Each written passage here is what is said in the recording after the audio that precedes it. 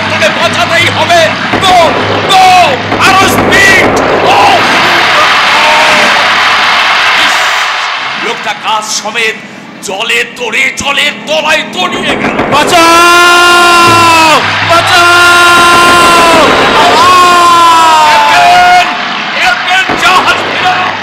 ওই দেখো, ওই অদূরে চেয়ে দেখো, একটা শিশু ছাদের উপরে বাঁচার জন্য ছটফট করছে। যেমন করে হোক না কেন ওই শিশুটাকে বাঁচাতেই হবে। জাহাজ ফেরাও, রাইটে রাইটে রাইটে। কিন্তু ওই শিশুটাকে যখন আমি বাঁচিয়ে নিয়ে আসবো, তখন ওই শিশুটা আমার কাছে আকুল হয়ে জানতে চাইবে কে আমার বাবা, কে আমার মা। তখন আমি ওকে কি জবাব দেব? ও ঠাকুর, তুমি আমাকে বলে দাও, ওই বাচ্চাটাকে নিয়ে আমি এখন কোথায় যাব, কি করব, কার কাছে যাব? ঈশ্বর, আজ আমি সহ্য করতে পারছি না ঠাকুর। প্রতিনিয়ত পাড়া প্রতিবেশীদের লাঞ্ছনা গঞ্জনা আমাকে শেষ করে দিতে চাইছে। তারা আমাকে দেখলে মুখ ঘুরিয়ে চলে যায়। তারা বলে, তুই আট করে, তুই আট করে, তুই আট করে। এই ভুবন হালদার বেঁচে থাকতে তার ভাতৃবধূ কখনো লাঞ্ছিতা হতে পারে না। পেয়ে গেছি ওই বাচ্চাটার বাবা মায়ের সন্ধান আমি পেয়ে গেছি।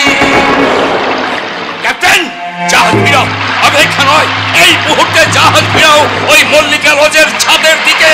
জাহাজ ফিরাও মল্লিকা লজের ছাদের দিকে।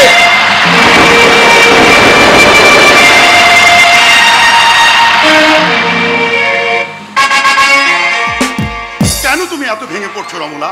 আমি বলছি বাবা তারকনাথ নিশ্চয়ই এবার তোমার দিকে মুখ তুলে চাইবেন।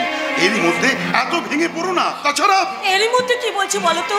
ভেবে দেখো তো, দেখতে দেখতে 6টা বছর হয়ে গেল আমাদের বিয়ে হয়েছে। তার মধ্যে কতবার আমি সন্তান সম্ভব হয়েছে, কিন্তু এমনই দুর্ভাগ্য আমার সব আশার স্বপ্ন হতাশার অন্ধকারে হারিয়ে গেল। রমলা, তুমি বলো, আমি তো একজন নারী, নারী জীবনের সমস্ত সন্তান আজও পর্যন্ত একটা সন্তান আমি কোলে পেলাম না। আজও পর্যন্ত শোনার সৌভাগ্য হলো না একটা ফুটফুটে সন্তানের মধুময় মাকা ডাক। এর জন্য তো তুমি দায়ী নয়। এ তো মানুষের হাতের কাজ নয়, এ সবই ঈশ্বরের খেলা। তাই বলছি, মনকে শক্ত করে মন প্রাণ দিয়ে ওনাকে ডাকো। তোমার ডাক যদি সঠিক হয়, নিশ্চয়ই তিনি সাড়া দেবেন, এ আমার দৃঢ় বিশ্বাস। কবে কবে সে সুদিন আসবে তুমি বলতে পারো? কবে? তুমি যখন বাড়ি থাকো না, তখন আমি নিভৃতে বসে একা একা ঠাকুরের কাছে ডাকি আর বলি, ওগো ঠাকুর, তুমি কি এই অভাগিনীর কান্না শুনতে পাচ্ছ না? তুমি কি বুঝতে পারছো না এই অভাগিনীর ব্যথা?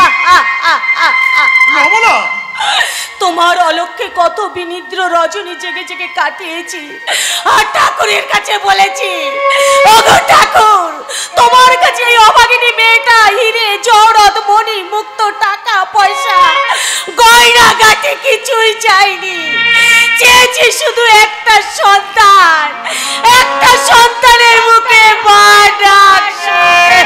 রমলা, কাছে হাজার হাজার নারী আজ একটা সন্তানের জন্য হাহাকার করে কাঁদছে।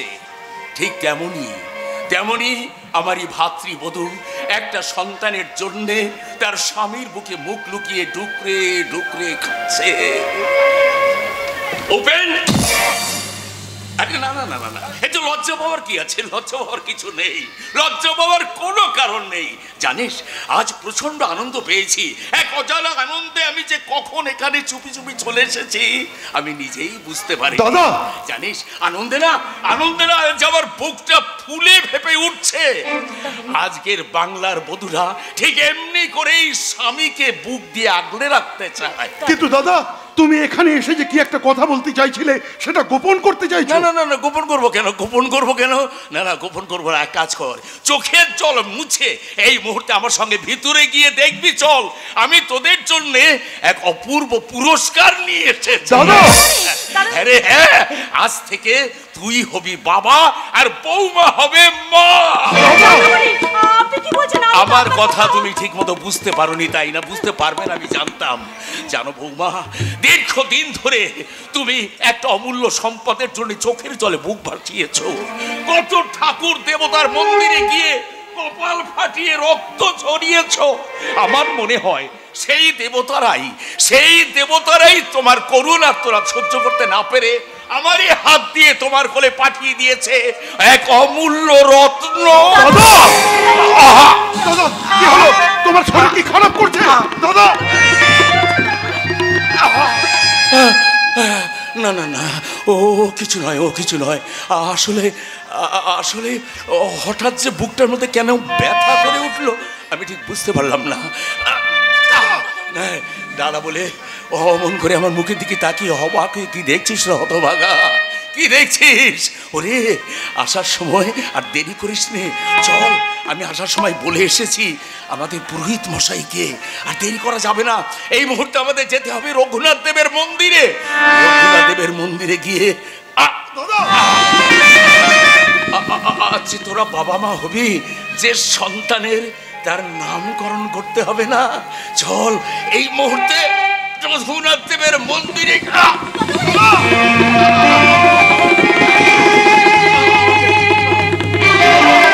আমাকে ধর, আমি দাঁড়াতে পারছি না, আমার কেমন হচ্ছে। জানিস, আমি পুরোহিত ঠাকুরকে সাক্ষী রেখে, রঘুনাথ দেবকে সাক্ষী রেখে, আকাশের চন্দ্র সূর্যকে সাক্ষী রেখে আমি তার নামকরণ করব ভেবেছিলাম, কিন্তু আমার মন বলছে আমি আর বেশিক্ষণ বাঁচবো না রে। তাই সমস্ত দায়িত্ব আমি তোদের উপরে অর্পণ করে গেলাম। ওই বাচ্চাটা আজ থেকে তুই হবি বাবা আর বৌমা হবে মা।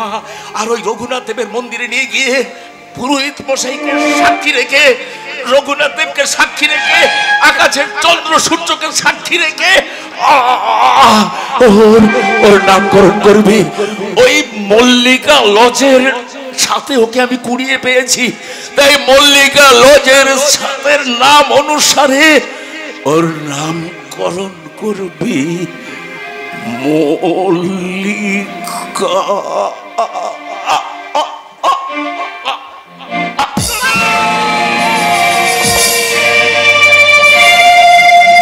বেশ বছর পরের ঘটনা। মল্লিকা, হ্যাঁ হ্যাঁ, আমার নাম মল্লিকা। জানোটা যে কি ভেবেছে আমি কিছু বাস থেকে নামার পর থেকে আমার পিছু নিয়েছে, কিন্তু কিন্তু এই নির্জন পথে আমি একাকে কি করে যাবো আমি সেটাই ভাবছি। অত ভাববার কি আছে ডার্লিং, আমি তোমাকে পৌঁছে দিয়ে আসবো। না, তার কোনো দরকার নেই, আমি একা। না, সে কথা বললে কি হয় ডার্লিং? এই ভরা যৌবনের ডালি নিয়ে সন্ধেবেলা ওই নির্জন জঙ্গলের ধার দিয়ে একা যাওয়াটা কি ঠিক হবে মিস মল্লিকা? আমার জন্য আপনার কথা ভাবতে হবে না, আমার ভাবনাটা আমাকে ভাবতে নেই। না, আমি বাবলা, আর লোকে আমাকে বাবলা মস্তান নামে চেনে, তাই আমার হাত থেকে খসে পড়াটা অত সহজ না। আমি তো চেষ্টা করবো। তাতে কোনো লাভ হবে না সুন্দরী। আচ্ছা, আপনি আমার পিছু নিয়েছেন কেন বলুন তো? কি চান আপনি? তোমাকে চাই, হ্যাঁ, আর আমি তোমাকে তুলে নিয়ে যাব আমার বসের ট্রেলার। সে সুযোগ তুই পাবি না, শয়তান। শয়তান নয়, মস্তান, বাবলা মস্তান। দেখো সুন্দরী, এতদিন শুধু ওপর থেকে তোমার রূপের বাহারটা দেখেছি, কিন্তু আজ আমি ওই রূপসাগরে সাঁতার কাটতে চাই। সাঁতার! শয়তান, সতীদেরকে স্পর্শ করে রাবণ বংশ যেমন ধ্বংস হয়েছিল, তেমনি আমার কোনো ক্ষতি করার চেষ্টা করলে তুইও বাঁচতে পারবি না রে শয়তান। তবে দেখা যাক তোর সতীত্ব রক্ষা করে কে।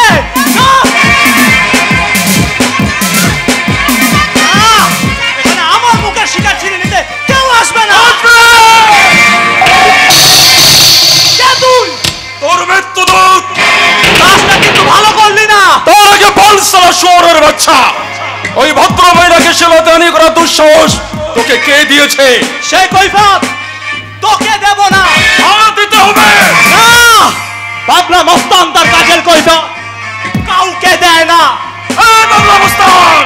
হ্যাঁ, আর একটা কথা কান খুলে শুনে রাখ, এই সারা বাবলা মস্তান তার অপমানের বদলা নিতে খুব একটা দেরি করে না। আরে যা যা চালা যা, তোর মতো পাতি মস্তানকে আবার জানা আছে। মনে হচ্ছে শালার হাত দুটো ভেঙে একদম গুড়িয়ে দিই, আর কোনোদিন। শান্ত হরণ্য, তুমি শান্ত হও। তুমি আমাকে শান্ত হতে বলছো? শালা মাথায় আমার আগুন জ্বলছে, আগুন! হরণ্য, আমি যদি ঠিক সময় না এসে পড়তাম তাহলে তোমার কি অবস্থা হতো একবার তুমি ভেবে দেখেছো কি? কিচ্ছু হতো না মশাই, কিচ্ছু হতো না। মল্লিকা,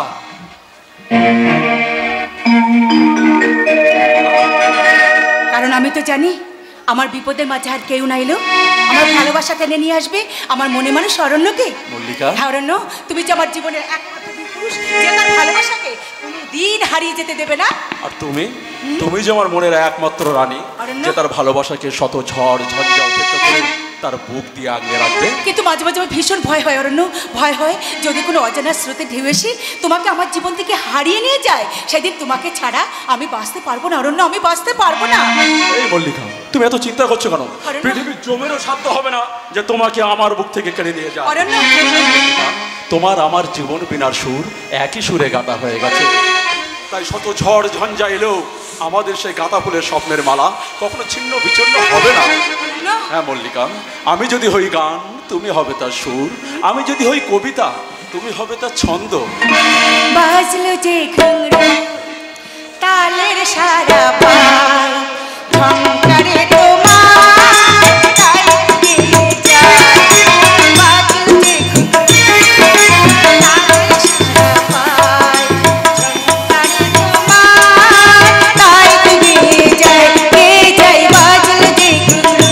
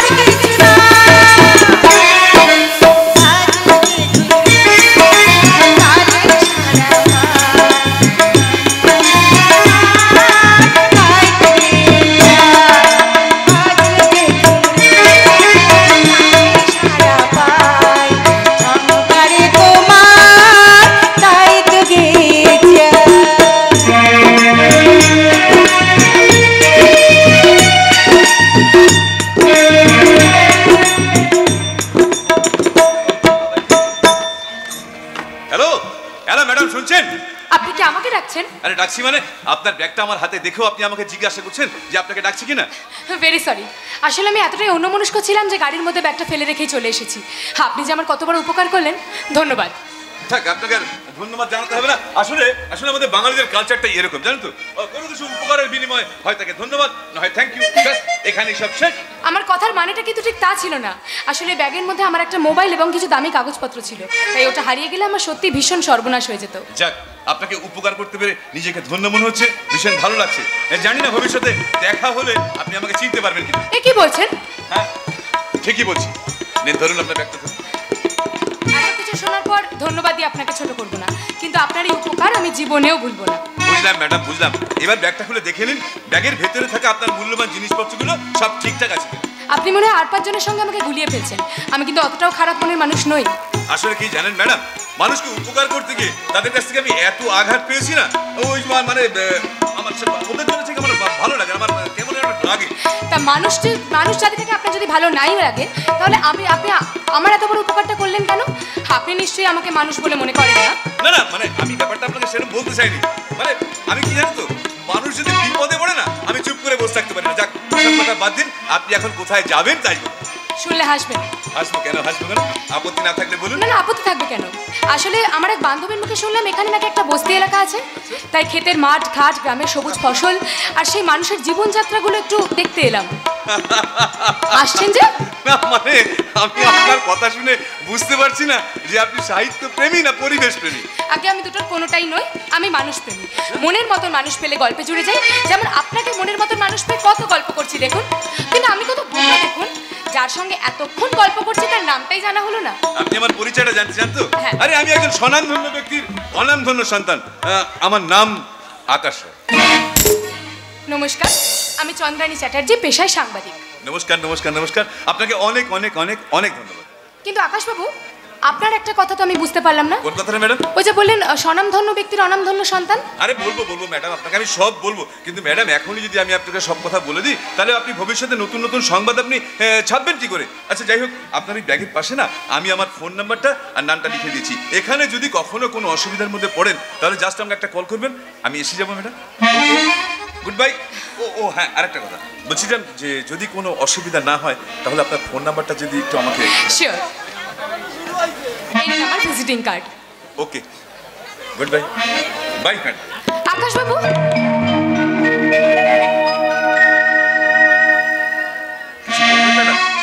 আবার কবে দেখা হবে? আরে আপনি চাইলেই দেখা হবে, আপনি যখন কল করবেন আমি তখন চলে আসবো। বলছি এখন একটু অপেক্ষা করে যাওয়া যায় নাকি? কেন, কি হচ্ছে বলুন? দেখুন আকাশবাবু, হ্যাঁ বলুন। ওদিকটায় কত মেঘ করেছে দেখুন, এক্ষুনি মনে হয় বৃষ্টি হবে। ভিজে যেতে পারি না।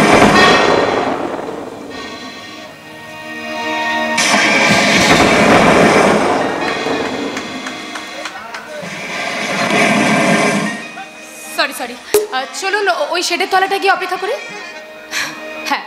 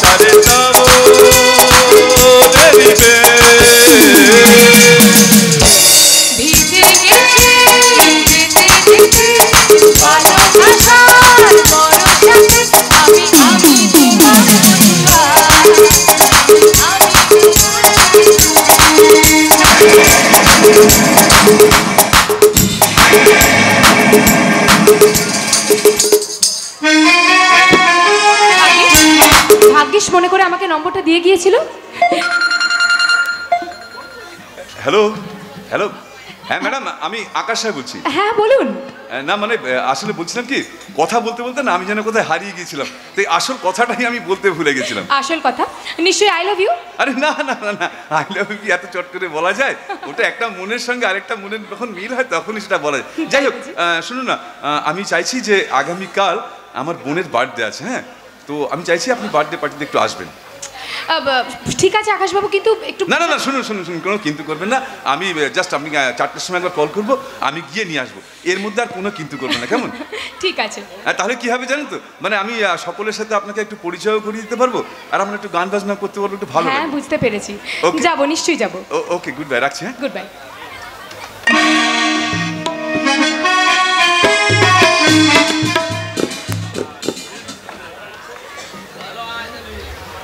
নমস্কার, আজ আমার মেয়ের জন্মদিনে শুভেচ্ছার ডালি নিয়ে আমার বাড়িতে পদধূলি দেওয়ার জন্য আপনাদের সকলকে জানাই আন্তরিক অভিনন্দন।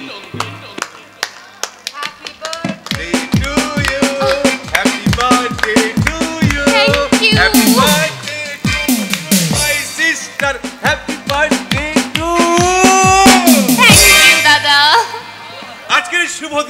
অনুষ্ঠানের এই শুভ মুহূর্তে নৃত্য পরিবেশন করবেন কলকাতার স্বনামধন্য নৃত্যশিল্পী মিস চন্দ্রানী চ্যাটার্জি। আর সঙ্গে সঙ্গে থাকছে আমার মিষ্টি বোন রুমি। আর আমি তো আছি। শুরু করো। चुटकी जो तूने काटी है चोरी से काटी है ये हवा रूठी हूँ मैं तुझ पे रूठी हूँ मुझे बना लेना ओ जान जा छेड़े हम तुझको लड़की तू है बड़ी बुआ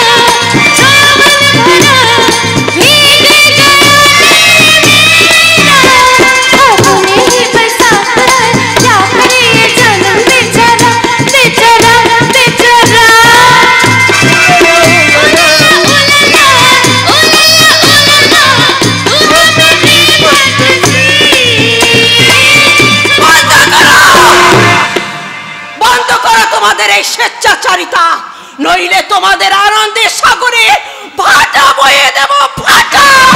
কাটো, ও একটা অস্ত পথের কাটা। আই পাগলি, তুই জানিস না এটা এমএলএ বিশাল রায়ের বাড়ি? জানি জানি, আর জানি বলেই তো ঠিক সময় ঠিক জায়গায় এসে গেছি। এবারে কর্ণহারা কুন্তি তোমাদের সামনে সব ফাঁস করে দেবে। সব সব। ড্যাডি, তুমি ওকে এক্ষুনি ঘাট ধাক্কা দিয়ে বের করে দাও। আমার জন্মদিনের অনুষ্ঠানটা একেবারে স্পয়েল করে দিল। বোকা মেয়ে কোথায় গেলে? আমি একজন জনসেবক হয়ে তাই কি কখনো পারি রে মা? তাছাড়া আজ যে তোর জন্মদিন, আজকের দিনে আমার বাড়িতে যেই আসুক না কেন সে যে আমার অতিথি। দাঁড়িয়ে আছো কেন? আরে যাও যাও যাও, ভিতরে যাও, খাওয়া দাওয়া করো, আনন্দ করো। আর আমি ততক্ষণ দেখি এই পাগলিটা আবার আমার কাছে কি আর্জি নিয়ে এলো। আজ আমার মেয়ের জন্মদিন, আজকে দিনে নাচে গানে আনন্দে ভরিয়ে রাখো এই বিশাল রায়ের বাড়ি। সবাই আসুন আসুন। চল দাদা। এই পাগলি, এবার বল তুই কি বলতে এসেছিস? বলতে চাই, ফিরিয়ে দাও আমার জীবন থেকে হারিয়ে যাওয়া 25টা বছর। ফিরিয়ে দাও এক অসহায় মেয়ের কুমারী জীবন। ফিরিয়ে দাও আমার খোকাকে।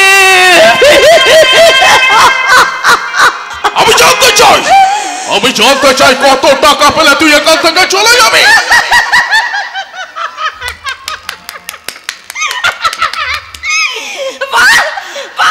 সভ্য সমাজের নব্য মানুষ। আচ্ছা এমএলএ বাবু, তুমি বলতে পারো কত টাকা পেলে তুমি তোমার ওই যুবতী মেয়েটাকে বাজারের পণ্য হিসাবে বিক্রি করবে? খবরদার চোখ রাঙাবে না। তোমার ওই চোখ রাঙানিকে আর যেই ভয় পাক না কেন, এই কমলা ভয় পাই না। কমলা আজ নিঃস্বরিত, তাই তো কমলার আর নতুন করে হারাবার কিছুই ভয় নেই, কিছুই। হ্যাঁ, আমি সেই কমলা যার কুমারী জীবনটাকে তুমি তোমার যৌবনের ধারালো অস্ত্র দিয়ে কেটে টুকরো টুকরো করে দিয়েছিলে আমি সেই কমলা। না নয় রে শয়তান, হ্যাঁ মনে পড়ে আজ থেকে 25 বছর আগে এক ভয়ঙ্কর রাতের কথা। আমি কিছুই বলে কথা বলছি না, আমি কিছুই বলে বলছি না। আজ থেকে 25 বছর আগে বিশাল রায় মারা গেছে। এখন যাকে দেখছো সে হচ্ছে এমএলএ বিশাল রায়, যার কথায় থানা পুলিশ মন্ত্রী মহল ওঠে আর বসে। আর নতুন কথা কি? ওরা যদি তোমার কথায় না ওঠে বসে তাহলে ওদের কিছু হারাবার ভয় আছে, কিন্তু আমার আর কিছুই হারাবার ভয় নেই। শোনো কমলা, আমি তোমাকে শেষবারের মতো বলছি, দ্বিতীয় দিন আমাকে বিরক্ত করতে এলে আমার এই রিভলভারটা কিন্তু তোমায় ক্ষমা করবে না।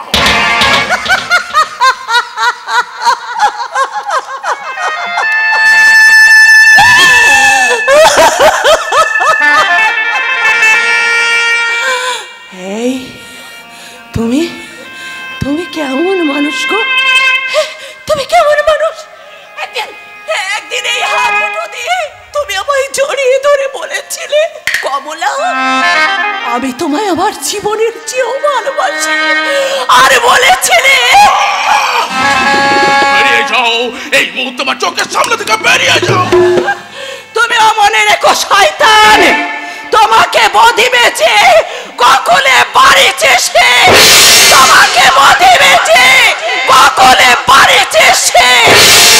পাপ করে পাপিও যেমন রেহাই পায় না, তুমিও কোনোদিন রেহাই পাবে না, কোনোদিন।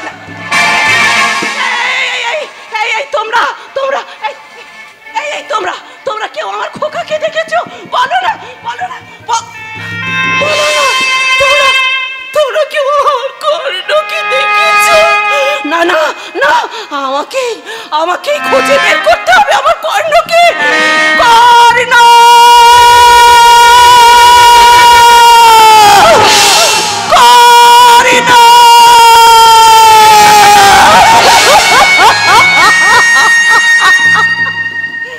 কর্ণ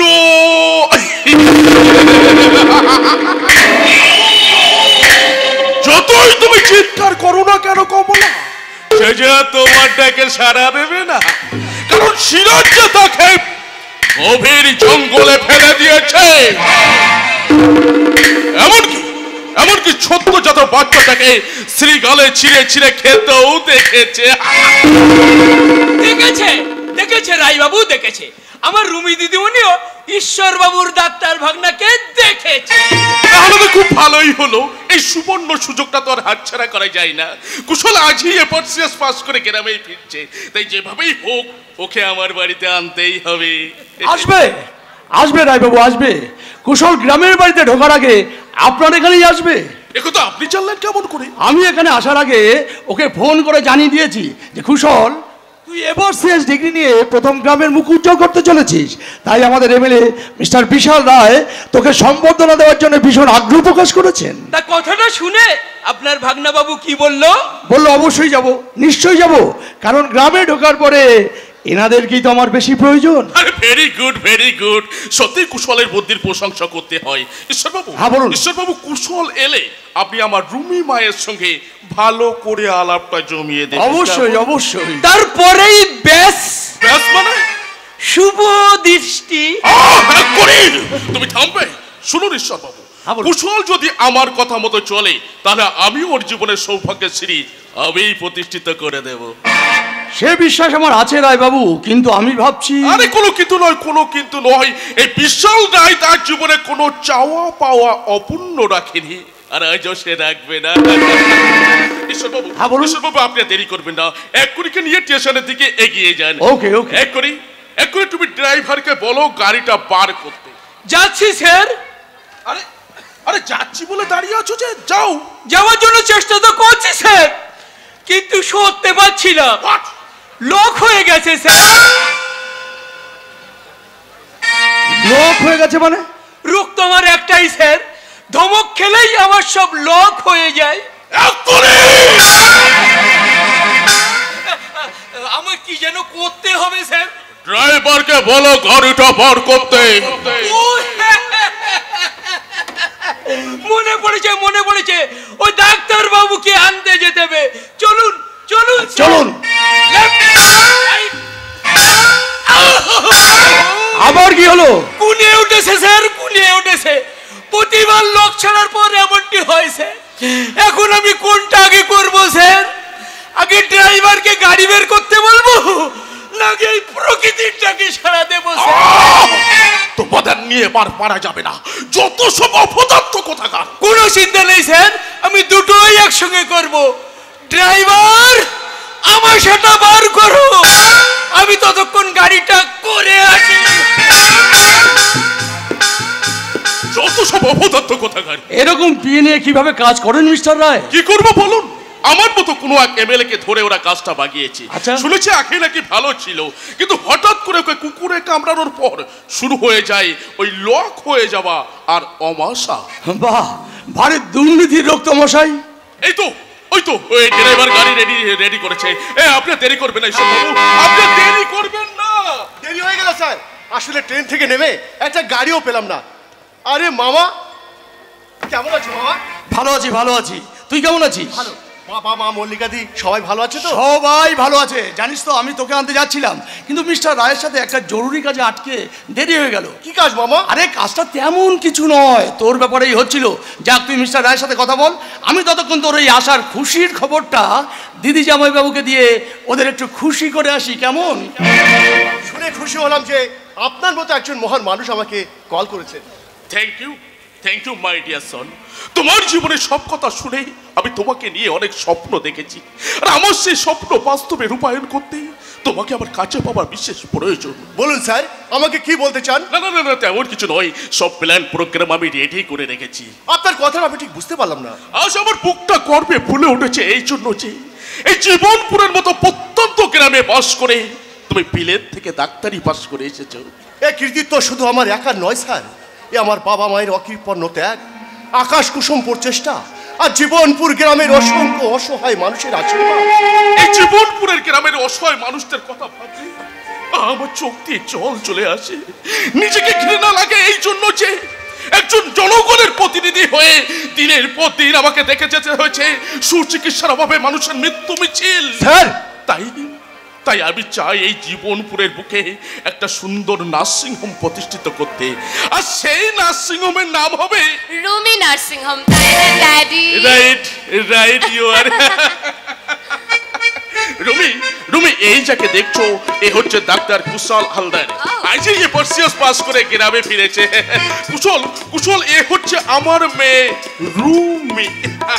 thank you doctor, thank you. Thank you madam, many many thanks.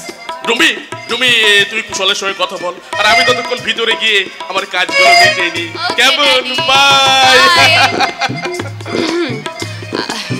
Doctor Haldar, বলছি আমাদের বাড়িটা আপনার কেমন লাগছে বললেন না তো? ভালো, খুব ভালো। তাই বুঝি? আর আমাকে? Nice, very nice. রিয়েলি? আর হ্যাঁ, বিশাল বাবুকে বলবেন তার ইনভাইট পেয়ে আমি ভীষণ খুশি হয়েছি। যাক, বাড়ির সকলেই হয়তো আমার অপেক্ষা আছে। আজ তাহলে আমি আসি। সে কি ডক্টর হালদার, আজ আমার বার্থডে আর আপনি কিছু না খেয়ে চলে গেলে ড্যাডি কিন্তু ভীষণ রাগ করবে। সরি মিস রয়, অন্য যে কোনো একদিন এসে প্রীতিভোজটা সেরে যাব। না না না ডক্টর হালদার, আমি কিছুতেই এটা শুনবো না। Please doctor, please. আরে আপনি তো আপনার মতো বলেই চলেছেন, কিন্তু আমার দিকটা অন্তত একবার বোঝার চেষ্টা করুন। Please doctor, please. ভেবে দেখুন, ডক্টর হালদারকে বাড়িতে নিয়ে এসে সম্বর্ধনা দেওয়ার জন্য আপনারা তৈরি ছিলেন, কিন্তু আমি তো জানতামই না আজ আপনার হ্যাপি বার্থডে। তাহলে আমি আপনাকে কি দিয়ে শুভেচ্ছা জানাবো? এই ব্যাপার। আচ্ছা, শুভেচ্ছা জানানোর ইচ্ছা থাকলে না বাজারের বিক্রিত পণ্যের প্রয়োজন হয় না ডক্টর হালদার। প্রয়োজন হয় একটা আশা ভরা ভালোবাসার মন, একটা কোমল হৃদয়। মিস রয়? নো নো, মিস রয় নয়, অনলি রুমি। রুমি? হ্যাঁ কুশল, সেই ছোটবেলা থেকেই আমি তোমাকে ভালোবাসি কুশল, আর তাই আজকের এই শুভ দিন থেকে আমি শুধুই তোমার রুমি। আর আজকে আমার হৃদয়ের তারের বেড়া জালে তোমাকে আবদ্ধ করে বলবো। কি বলবে? পড়লে প্রেমের জালে এমনটা করে তেরি হাবুরে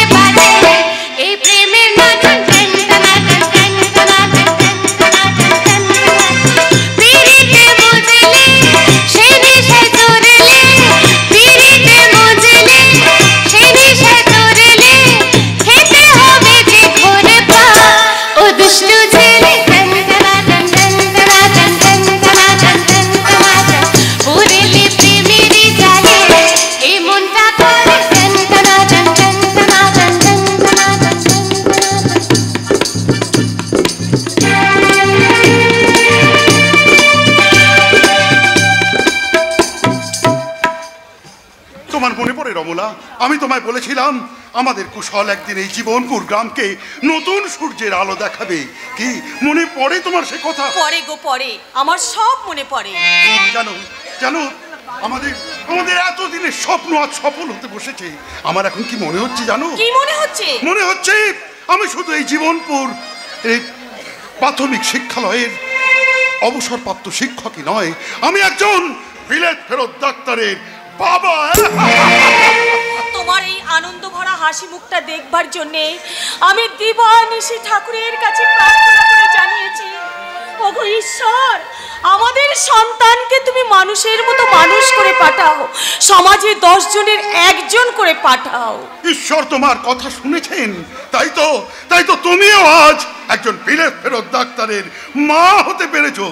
যাই হোক, শোনো, তোমার ছেলে এতদিন পরে বাড়ি ফিরছে, তার পছন্দ মতো খাবার দাবার রান্না করেছো তো? ওসব তোমাকে একদম ভাবতে হবে না, আমি সব ব্যবস্থা করে রেখেছি। আচ্ছা, মলিটা যে কি করছে আমি তো ভেবেই পারি না। করতে দাও রমলা, ওর যা ইচ্ছে ওকে তুমি তাই করতে দাও। তুমি তো জানো মলি কুশলকে কতটা ভালোবাসে, তাছাড়া কুশলকে ছোট থেকে বড় তো ওই করেছে। কিন্তু এতটা বেলা হয়ে গেল এখনো কুশল ফিরলো না কেন? আমি বরঞ্চ একটু এগিয়ে গিয়ে দেখি। হবে না বাবা, আমি এসে গেছি। আসবি বই কি বাবা, নিশ্চয়ই আসবি। ভালো আছিস তো বাবা? হ্যাঁ বাবা। থাক থাক থাক, বড় হও বাবা, অনেক অনেক বড় হও। মা তুমি কেমন আছো? আমি ভালো আছি, কতদিন পরে আসলি রে মানে। হ্যাঁ রে বাবা, ভালো আছিস তো? হ্যাঁ মা। থাক বাবা থাক। দেখো রমলা, দেখো আমাদের সন্তান এতটুকু বদলায়নি। বাবা কুশল, আজ তোর জন্যে গর্বে আমার বুকটা একদম ফুলে উঠছে রে, ফুলে উঠছে। ওরে কুশল, আজ এই জীবনপুরের মানুষ আমাকে শুধু অবসরপ্রাপ্ত শিক্ষকই বলবে না, বলবে একজন বিলেত ফেরত ডাক্তারের বাবা। বাবা কুশল, বাবা, ইনি কি তোমার গাড়ির ড্রাইভার? না বাবা, আসলে তোমাদের সঙ্গে কথা বলতে বলতে আসল কথাটাই বলা হয়। আসল কথা? হ্যাঁ বাবা, ও হচ্ছে এমএলএ বিশাল রায়ের একমাত্র কন্যা, আমার স্ত্রী রুমি। হ্যাঁ বাবা, আমি ওকে আমার স্ত্রী স্বীকৃতি দিয়ে নিয়ে এসেছি। এই রুমি, বাবা মাকে প্রণাম করো। এইসব ফালতু কথা বাদ দিয়ে এখন বলো আমাকে কতক্ষণ এখানে দাঁড় করিয়ে রাখবে? তুমি কি বলছো রুমি? হ্যাঁ, ড্যাডি তোমার সাথে বিয়ে দিয়েছে মানে এই নয় যে তুমি যা যা বলবে আমি তাই তাই শুনে চলবো। হ্যাঁ, শুনবে, চলবে। না, ইম্পসিবল। আমি কিছুতেই ওই নোংরা পায়ে হাত দিয়ে আমার হাতটাকে পয়জন হতে দেব না কুশল। ডুবে গেল রমলা, আমাদের আশার তরি ওই মাঝ দরিয়ায় গিয়ে একেবারে ভরা ডুবি হয়ে গেল। ওরে বাবা কুশল, আমি বড় ভুল করেছি রে। হ্যাঁ, আমি বড় ভুল করেছি। বিলেত ফেরত ডাক্তারের বাবা হতেছে আমি বড় ভুল করেছি। বাবা না রে খোকা, না। আমি বলছি এই মুহূর্তে তুই তোর আধুনিকা স্ত্রীকে নিয়ে এই বাড়ি থেকে চলে যা। কাকে বাড়ি থেকে চলে যেতে বলছো বাবা? ওই হতভাগাটাকে। কেন, কি এমন অপরাধ করেছো? আচ্ছা, কতদিন পরে ছেলেটা বাড়ি এলো বলো তো? দিদি, না ভাই না, তোর কোনো ভয় নেই। আরে আমি তো আছি না। আরে বাবা, একেই এটা তুই কাকে সঙ্গে করে এনেছিস ভাই? আসলে কি জানিস দিদি, হ্যাঁ? সেই কলেজ লাইফ থেকে রুমি আমাকে ভালোবাসতো। আচ্ছা। কিন্তু ওদের পরিবেশের সঙ্গে আমাদের পরিবেশের অনেক তফাৎ, তাই আমি নিজেকে দূরিয়ে সরিয়ে রাখতাম। কিন্তু আজ যখন একটা পজিশন হয়েছে, তাই গুমড়ে গুমড়ে তুষের আগুনের মতো জ্বালা দীর্ঘদিনের প্রেমটাকে এক চিলতে সিঁদুরের বিনিময়ে তুই পারমেন্ট করে নিয়ে এসেছিস। সেই তো তুই বিশ্বাস কর দিদি, রুমি আর রুমির বাবার কথাটা আজ আমি প্রত্যাখ্যান করতে পারলাম না। তাই না না না ভাই না, তুই কোনো ভুল করিসনি, কোনো ভুল করিসনি। আরে তুই তোর পছন্দ করা পাত্রীকে বিয়ে করে নে, কোনো ভুল করিসনি। যাক, বাবার কথা তুই কিছু মনে করিসনি। আরে ওরা পুরোনো দিনে মানুষ কি বলতে কি বলে ফেলেছে। তাছাড়া তুই তো তোর উপযুক্ত পাত্রীকেই বিয়ে করে এনেছিস। তা কি নাম তোমার ভাই? হোপলেস, যত সব বাজে সেন্টিমেন্ট। এই শোনো, আমাকে দেখে কি ছেলে মনে হচ্ছে নাকি? আরে না না না না, তা মনে হবে কেন, তা মনে হবে কেন? আসলে গ্রাম বাংলার প্রত্যেকটা বাড়িতে ননদ ভাজি এই সম্বন্ধ প্রচলিত আছে। তোমার যদি পছন্দ না হয় বলো না। মা মা চুপ করে দাঁড়িয়ে আছো কেন? মা নাও বরণ ডালা নিয়ে বরণ করে ঘরে তোলো। বাবা বাবা সেই সেকেলে মানুষ, তাই হয়তো বর্তমানটাকে ঠিক বুঝে উঠতে পারেনি। কারণ ছেলেকে সাহেব বানালে ঘরে তো বিলেতি বউ আসবে। হ্যাঁ বাবা, আর সেই সঙ্গে এটাও তুমি জেনে রাখো, সেই ছেলের বউকে বৌমা নয়, মেম সাহেব নয়, ম্যাডাম বলে সম্বোধন করতে হয়। Yes, exactly, you are right. শোন দিদি, আমি বলছিলাম না না না না না, তোর কোনো কথা শোনার সময় আমার এখন নেই। আরে আমার এখন অনেক কাজ। মা মা চুপ করে দাঁড়িয়েছে। মা গো, ডাক্তার ভাইকে বরণ করার জন্য বরণ ডালা সাজিয়ে নিয়ে এসেছিলাম। সেই বরণ ডালা দিয়ে তুমি তোমার ছেলে আর ছেলের বউকে বরণ করে ঘরে তুলে নাও। মা আয় ভাই, আয় এদিকে, আয় এখানে দাঁড়া। আয় আয় মা, এই নাও মা। দয়া করে আপনি আমার ভাইয়ের পাশে গিয়ে দাঁড়ান।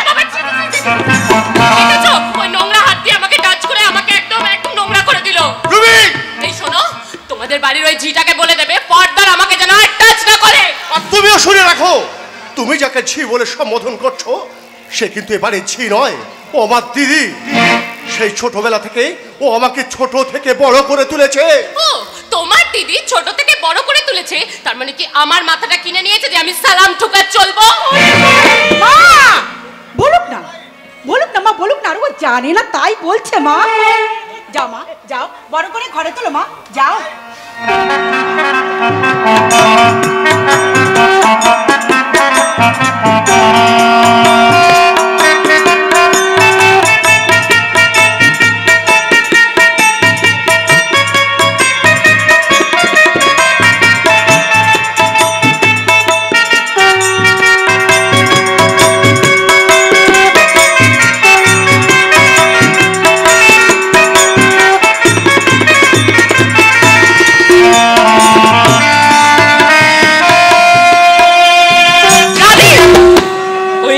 জিনিসগুলো আমার গায়ে টাচ করাবে না বলছি। রুবি, এই শোনো, একদম ছোট লোকের মতো চিৎকার করবে না।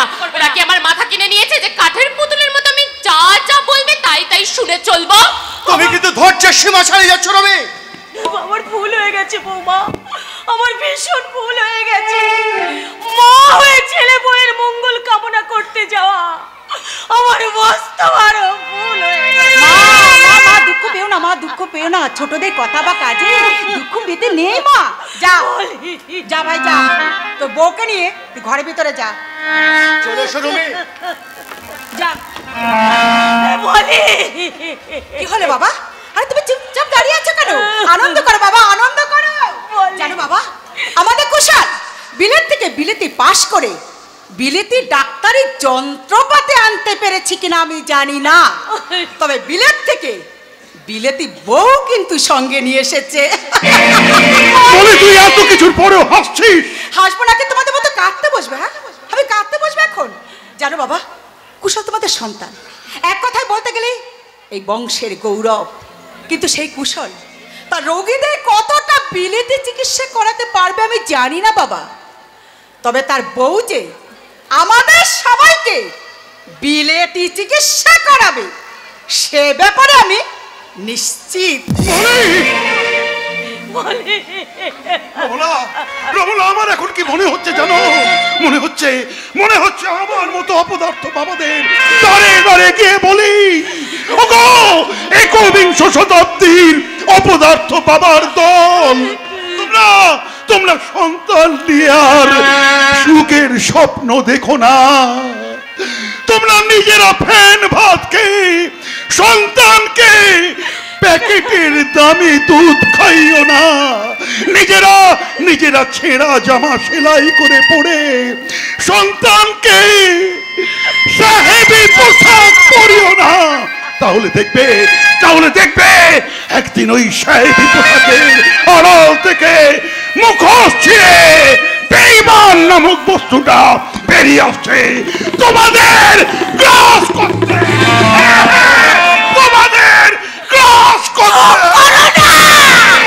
চুপ করো, আমি যে আর সহ্য করতে পারছি না গো। আরে রে সহ্য করতে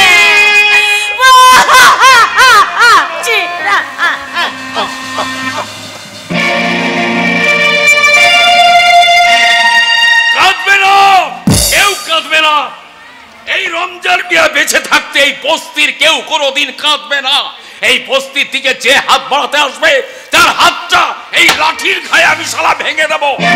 সে হিম্মত তোর হবে না শালা কুত্তার বাচ্চা।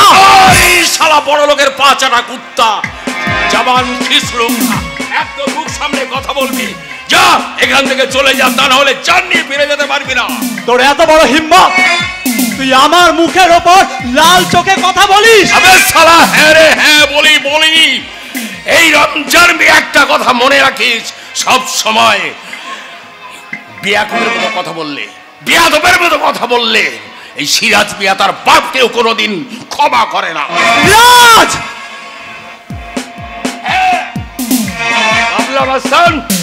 যেখানে খুশি তুই মাস্তানি করছিস করে যা, আমি একদম বাধা দিতে যাব না। কিন্তু এই বস্তির বুকে মাস্তানি করতে এলে আরে কি করবি? এই বস্তির মাটিতেই তোকে জীবন্ত কবর দেবো রে শালা। তার আগে বস্তির মাটিতেই হবে তোর জীবন্ত কবর। বাবলা হ্যাঁ, বাবলা মস্তান মুখে যা বলে কাজও তাই করে দেয়। মালিকের হুকুম আছে 1 ঘন্টার মধ্যে পুরো বস্তিটাকে ভেঙে ময়দান বানাতে হবে। আরে যা যা শালা, মালিকের হুকুম আছে ময়দান বানাতে হবে। তোর মালিক তো কোন স্যার, তোর মালিকের বাপেরও ক্ষমতা হবে না এই বস্তি ভেঙে এখানে ময়দান বানাতে। শুনে রাখ, আমার দেহে 1 ফোঁটা রক্ত থাকতে কিছুতেই তোরা এই বস্তির বুকে ময়দান বানাতে পারবি না। সবার আগে আমাকে খতম কর হিম্মত থাকলে, তারপর এই বস্তিটাকে তোরা ময়দান বানাবি। তবে দেখ শালা, বাবলা মস্তানের আসলি খেল দেখ।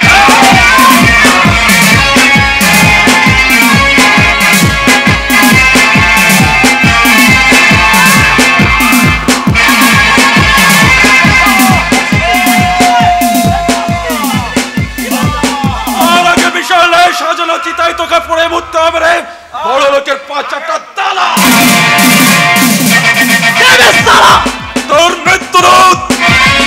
তোর মৃত্যুর বিভীষিকা। একটা কথা কান খুলে শুনে রাখ, দ্বিতীয়বার যদি ওই বয়স্ক মানুষটার গায়ে হাত তুলিস তাহলে তোকে মেরে পেস্ট বানিয়ে তোর বসের কাছে পাঠিয়ে দেবো, কথাটা মনে রাখিস। আরে ঠিক আছে, সময় হলে দেখা যাবে কে কাকে লাশ বানায়। মনে রাখিস, আমি হলাম বাবলা মস্তান, আমি মুখে যা বলি কাজও তাই করে দেখাই। কি হলো সিরাজ চাচা, এভাবে তুমি নীরব কেন? তবে কি ওই বাবলা মস্তান? না রে বেটা না, আমার কিচ্ছু হয়নি, আমার কিচ্ছু করতে পারিনি। কিন্তু আমি ভাবছি এই বস্তির অসহায় মানুষগুলোর কথা। সারাদিন এরা হাড় ভাঙা পরিশ্রম করে রাতের শেষে এরা যখন বিশ্রাম করবে ঠিক সেই মুহূর্তে ওই শয়তানের দল যদি এই বস্তিতে অতর্কিতে আক্রমণ করে। না না সিরাজ চাচা না, তোমার এই বেটা জিন্দা থাকতে ও শালাদের সে হিম্মত হবে না। তাহলে এক কাজ কর বেটা, এই মুহূর্তে দামামা বাজিয়ে দে, সকলকে তুই সজাগ করে দে। ওই শয়তানের দল যদি রাতের অন্ধকারে এই বস্তিতে আগুন জ্বালাতে আসে, এক ডাকে সবাই যেন জেগে উঠে ওই শয়তানদের বিরুদ্ধে অস্ত্র হাতে করে নিয়ে ঝাঁপিয়ে পড়ে মোকাবিলা করতে পারে। না সিরাজ চাচা না, তোমার এই বেটা জিন্দা থাকতে এই বস্তির বুকে কোনো আঘাত হানতে দেবে না। না সিরাজ চাচা না, তোমার এই বেটা জিন্দা থাকতে এই বস্তির বুকে আমার চোখের সামনে কোন নারীর কোলে তার শিশু সন্তানকে পুড়ে মরতে দেবে না। প্রয়োজন হলে আমি আমার জীবন বাজি রাখবো। আমার প্রতিবাদ উপেক্ষা করে ওরা যদি আঘাত হানতে আসে তাহলে শহরবাসী হিসেবেও ক্ষমা করব না। সারা শহরটাকে আমি জ্বালিয়ে পুড়িয়ে সারখার করে দেবো। চলো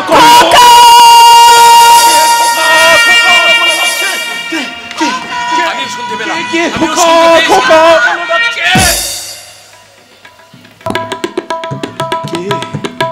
কে তুমি? আমি পথ ভুলো এক পথিক।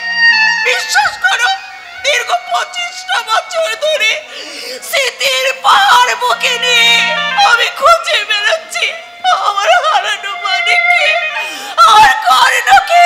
কর্ণ? হ্যাঁ গো, কর্ণ। আমার বিশ্বাস আমার সেই ছোট্ট খোকা আজও বেঁচে আছে, আর সে অনেক বড় হয়েছে।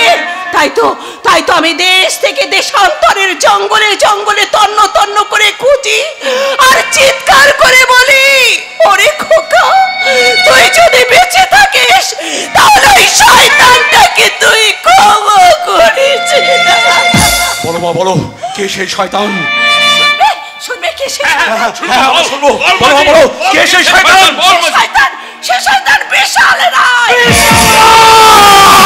বিশাল রায়, তুমি রনে বনে জলে জঙ্গলে যেখানেই থাকো না কেন, আমি তোমাকে খুঁজে বার করে শাস্তি দেবই। শোনো মা, শোনো, তুমি আর পথে পথে ঘুরবে না। আজ থেকে তুমি আমার এই বস্তিতে থাকবে। হ্যাঁ মাঝি, আমার বেটা ঠিক কথাই বলেছে, তুই আজ থেকে এখানেই থাকবি।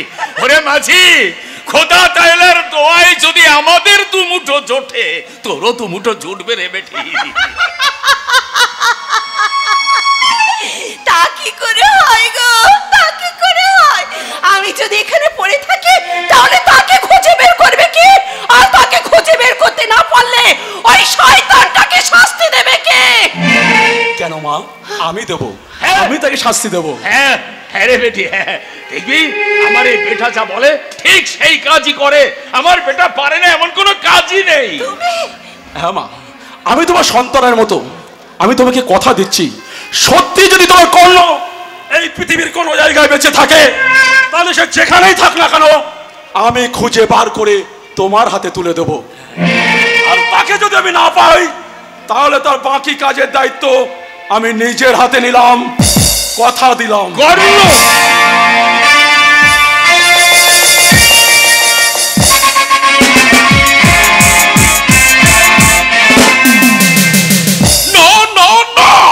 আমি তোর প্রতি কোনো কর্তব্য পালন করতে পারবো না। Out, I say get out from my side. Sir, আমি বলছিলাম কি, আমি তোর কোনো কথাই শুনতে চাই না। ওই সামান্য বস্তির লোকগুলোর কাছে পরাজয় স্বীকার করে আমার চোখের সামনে এর সাথে দাঁড়াতে তোর লজ্জা করছে না? ওরা সামান্য নয় স্যার, আর ওদের ওই নারী পুরুষের মিলিত সংগঠনের কাছে, আরে আমরা তো কোন ছাড়, আপনার পুলিশ বাহিনীও তুচ্ছ। ঠিক আছে, আমিও বিশাল রায়, এত সহজে আমি ওদেরকে ছেড়ে দেব না। কিন্তু সবার আগে দেখতে হবে ওদের পিছনে মদত দিচ্ছে কে। এই ঝামেলা পাকাচ্ছে একজন মুসলমান, সঙ্গে একজন মস্তানও আছে। হ্যাঁ স্যার, আর ওই এলাকার প্রত্যেকটা মানুষ ওই মস্তানকে দেবতা রূপে ভক্তি করে, তাকে ভালোবাসে। দেবতা? তাহলে তো আমার প্ল্যানটা পাল্টে সবার আগে দেখতে হবে ওই দেবতা কোন ফুলে সন্তুষ্ট হয়। প্রয়োজন হলে টাকা দিয়ে আমি ওর মাথাটা কিনে নেব। এনিহাউ ওই বস্তি উচ্ছেদ করে নার্সিং হোম আমাকে বানাতেই হবে, তা না হলে মেয়ে জামাইয়ের কাছে আমার মান সম্মান থাকবে। কি হলো, কাঠের পুতুলের মতো হা করে দাঁড়িয়ে আছো কেন? যাও, বেরিয়ে যাও, বেরিয়ে যাও। যাচ্ছি স্যার, যাচ্ছি। হ্যাঁ, তবে যাবার আগে একটা কথা বলে যায় শুনুন, যে সালা আমার শরীরে আঘাত এনেছে, এই বাবলা মস্তান তার বদলা নিতে ভুলে যাবে না, কিছুতেই ভুলে যাবে না। তাই তো, তাই তো আমি এখন কি করি আমি তো কিছু ভেবে পাচ্ছি না। আমি যে আমার মেয়ে জামাইকে কথা দিয়েছিলাম যে আগামী মাসের মধ্যে নার্সিং হোমের কাজ শুরু করে দেব, তাই তো আমি এখন কি করি? কথা যখন দিয়েছি তখন কথা আমাকে রাখতেই হবে। তার জন্য প্রয়োজন হলে বাইরের থেকে টাকা দিয়ে লোক এনে রাতের অন্ধকারে গোটা বস্তুটাতে আগুন লাগিয়ে পুড়িয়ে ছাই করে দিতে হবে। Hello daddy, how do you do? ভালো নেই রে মা, ভালো নেই। রাত্রে আমি চিন্তায় ঘুমাতে পারছি না। কিসের চিন্তা? না নয়, তেমন কিছু নয়, তেমন কিছু নয়। আমি যে কুশলকে কথা দিয়েছিলাম মা, যে তোদের বিয়ের পর আমি একটা নার্সিং হোম বানিয়ে দেবো, কিন্তু বিশ্বাস কর মা, যে স্পটটার কথা ভেবে আমি বলেছিলাম সেটা আমার হাতছাড়া হয়ে যেতে বসেছে। ও এই ব্যাপার, এটা নিয়ে তুমি কিচ্ছু ভেবো না ড্যাডি, আমি কুশলকে ঠিক ম্যানেজ করে নেব। আর তাছাড়া কুশল তো আমার হাতের পুতুল হয়ে গেছে, যেমন যেমন খেলাবো তেমন তেমন খেলবে। আরে খেলবে ভাই কি মা, খেলবে ভাই কি, কারণ তুই যে আমার মেয়ে। কিন্তু মনে রাখিস মা, তোর বাবা বিশাল রায় যতদিন এমএলএ থাকছে ততদিন হুইলের চাবিটা কিন্তু তোর হাতেই থাকবে। ঠিক সেই সুযোগে তুই ওকে খেলিয়ে খেলিয়ে ও দমটা হালকা করে নিয়ে একদিন ডাঙ্গায় তুলে আনবি, তার আগে কিন্তু নয়।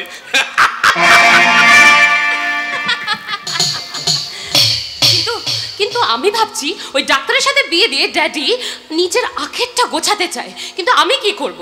ওই ডাক্তারকে বিয়ে করে কি আমি আমার সুখে স্বর্গ রচনা করতে পারবো না? আজ 5 দিন হলো তার কোনো দেখা নেই। এই ডাক্তারকে বিয়ে করার চেয়ে ডাকাতকে বিয়ে করা অনেক অনেক ভালো। সেই জন্যই তো তোমার মনে ভান্ডার লুট করতে ডাকাত এসে গেছে রুমি। ও লাভলি মাই ডিয়ার ঈশ্বর। ও মাই সুইট ডার্লিং। ইস, আবেগের বশবর্তী হয়ে তুমি আমাকে স্পর্শ করে ফেললে। কেউ যদি দেখে ফেলতো যতই হোক সম্পর্কে আমি তোমার মামা শ্বশুর। সেটা তো প্রকাশ্যে, আর মনের মধ্যে তুমি শুধুই আমার ঈশ্বর। বিশ্বাস করো রুমি, তোমাকে যেদিন প্রথম দেখি সেই দিন থেকেই আমি তোমাকে মনে মনে ভালোবেসে ফেলেছি। তাই বুঝি? হ্যাঁ, বিশ্বাস করো, আমার এই সূক্ষ্ম রুক্ষ মরুভূমির মতো বুকটায় তুমি যে এইভাবে উজ্জ্বল জ্যোতিষ্ক হয়ে আলো দেবে এটা আমি ভাবতেই পারিনি। আলো দেবো ঈশ্বর, নিশ্চয়ই আলো দেবো, কারণ আমি নারী হলেও আমার একটা মন আছে, আর সেই মনের মধ্যে আছে যৌবনের আকণ্ঠ পিপাসা। মিটিয়ে দেবো রুমি, মিটিয়ে দেবো তোমার সমস্ত আশা আকাঙ্ক্ষা। আমি আমার মন প্রাণ ভরে মিটিয়ে দেবো। কিন্তু আমি ভাবছি। কি ভাবছি ঈশ্বর? ভাবছি আমাদের এই গোপন প্রেমের ব্যাপারটা কুশল যদি জানতে পারে। দেখ, তুমি এরকম কাপুরুষ সেটা আমি জানতামই না। না রুমি না, আমি কাপুরুষ নই, আমি তোমার মনের চাওয়া পূরণকারী একজন সুপুরুষ। তাই তো এই মুহূর্তে আমার কি মনে হচ্ছে জানো? কি মনে হচ্ছে গো? মনে হচ্ছে তোমাকে নিয়ে চলে যাব দূরে, বহু দূরে, যেখানে আমাদের সন্ধান কেউ পাবে না। সেখানে আমি পার্কে যাব, পার্টিতে যাব, আর সেই পার্টিতে গিয়ে তুমি গাইবে মেরা দিল প্যার কা দিওয়ানা, দিওয়ানা দিওয়ানা প্যার কা परवाना, आता है मुझको प्यार में कर जाना, मुश्किल है प्यारी मेरा बन के जाना।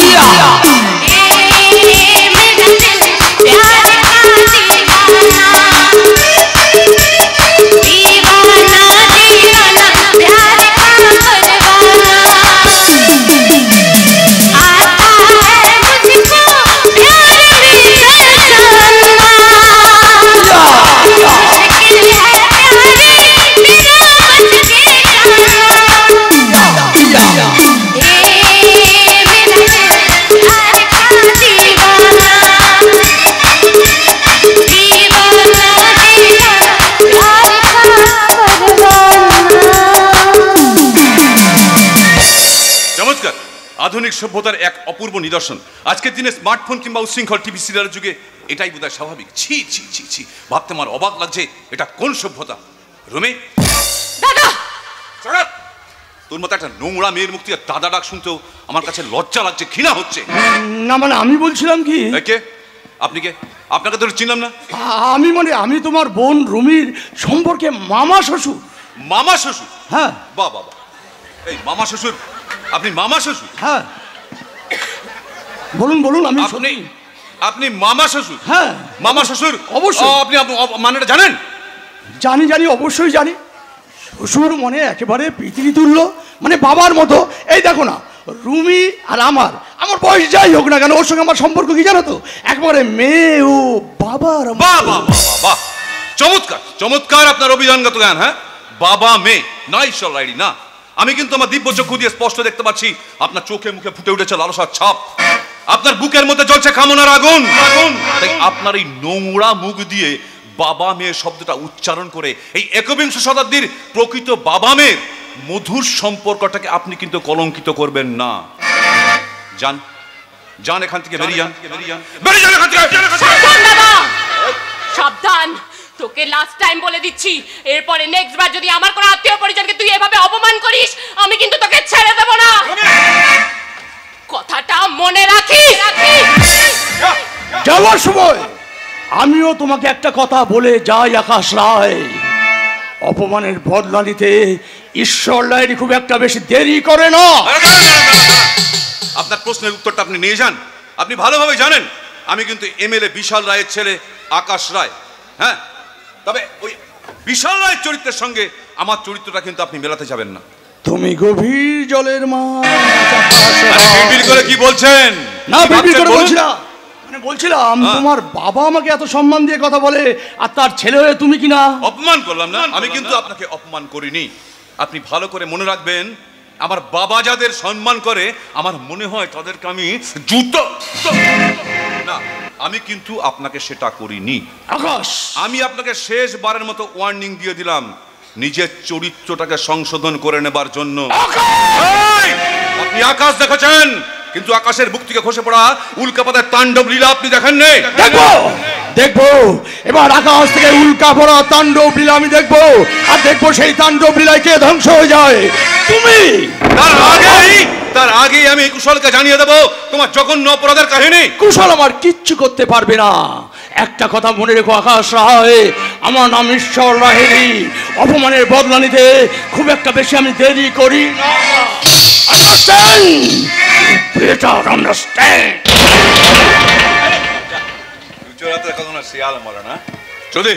যদি দর্শক মন্ডলী, আপনারা হয়তো ভাবছেন যে নিজে আমি মুখে বড় বড় বাণী উড়ে, মানে যে নিজেই মদের স্রোতে গা ভাসিয়ে নিজেকে শেষ করে দিতে চায়, সে কি মানুষ? কিন্তু বিশ্বাস করুন আমি স্বেচ্ছায় এই মদটা ধরে নিই। যখন আমি দেখলাম যে আমার মামার মতো এমএলএরা এই 7 মহলা ইমারতে থেকে নিশ্চিন্তে রাত্রি যাপন করে, তারা নানা রকম সুখ ভোগ করে, অথচ যাদেরকে ঠকিয়ে তারা এই সুখ ভোগ করে, সেই গরিব মানুষগুলো তারা দুবেলা দুমুঠো খেতে পায় না। অর্থের অভাবে তারা চিকিৎসা করাতে পারে না, তাদের সন্তানগুলো একটা একটা করে মারা যাচ্ছে। বলতে পারেন কেন আজও গরিব ঘরের মেয়েদের ইজ্জতকে বাজারের পণ্যের সামগ্রী হিসেবে ব্যবহার করা হয়? এই যন্ত্রণা, এই অসহ্য যন্ত্রণা আমি সহ্য করতে পারি না। আমার ভীষণ কষ্ট হয়। সেই কষ্টটা ভুলে থাকার জন্য আমি মাঝে মধ্যে একটু নেশা করি, এছাড়া আর কিছুই নয়। मुझे पीने का शौक नहीं, पीता हूँ गम बुलाने को। मुझे पीने का शौक नहीं,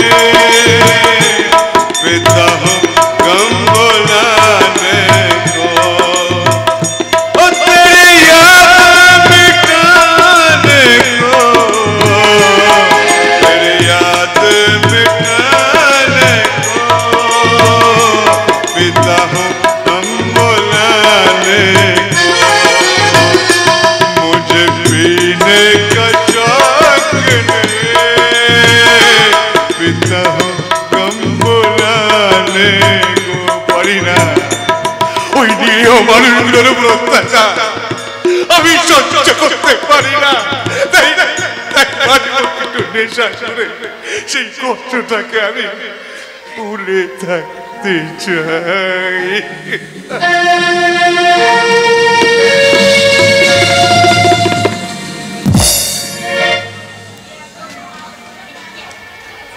কাঁদছে সারা পৃথিবীতে, হতাশার অন্ধকারে কাঁদছে।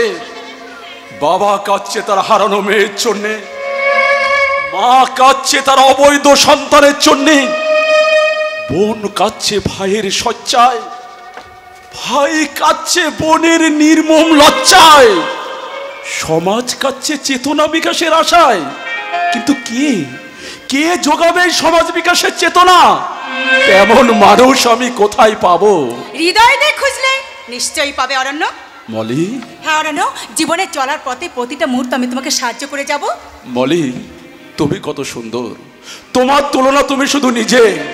কিন্তু আমি এমনই এক হতভাগ্য যে জন্মানোর সাথে সাথেই জন্ম পরিচয়টাও আমি জানি না। ভাবলে বড় অবাক লাগে। অরণ্য, হে তুমি কি করছো অরণ্য? তুমি মদ খাচ্ছ? ছি ছি অরণ্য, ছি। এর আগে কখনো তোমার হাতে আমি মদের বোতল দেখিনি, এর আগে কখনো তোমার মুখ থেকে আমি মদের গন্ধ পাইনি, তাহলে আজ কেন হয়? নরকের অতল গহরে তলিয়ে গেলাম, তাই না Mallika? Please please Aranya, please ও মদ তুমি খেও না। বেশ, তুমি যখন বলছো তখন আমি খাবো না। কিন্তু বলতে পারো মলি, আমার এই দুর্বিষহ জীবনে আমি কি নিয়ে বেঁচে থাকবো?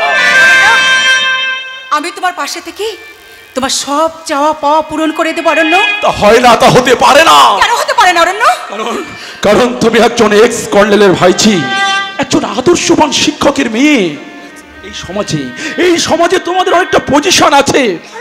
আর আমি এমনই এক হতভাগ্য চারজ। আমার বাবা মা তো দূরের কথা, জন্মানোর সাথে সাথে আমার জন্ম পরিচয়টাও হারিয়ে গেছে কোন অজানা দেশে। তাই বলছি তুমি আমাকে ভুলে যাও। না না, তা হয় না, হতে পারে না। না অরণ্য না। কেন হতে পারে না? আমি তোমাকে আমার হৃদয় মন্দিরে প্রতিষ্ঠা করে রেখেছি। আমি তোমাকে ভালোবাসি অরণ্য, আমার প্রাণের চেয়েও বেশি ভালোবাসি। ভালোবাসি ভালোবাসি ভালোবাসি আমিও তোমাকে আমার জীবনের চেয়েও ভালোবাসি।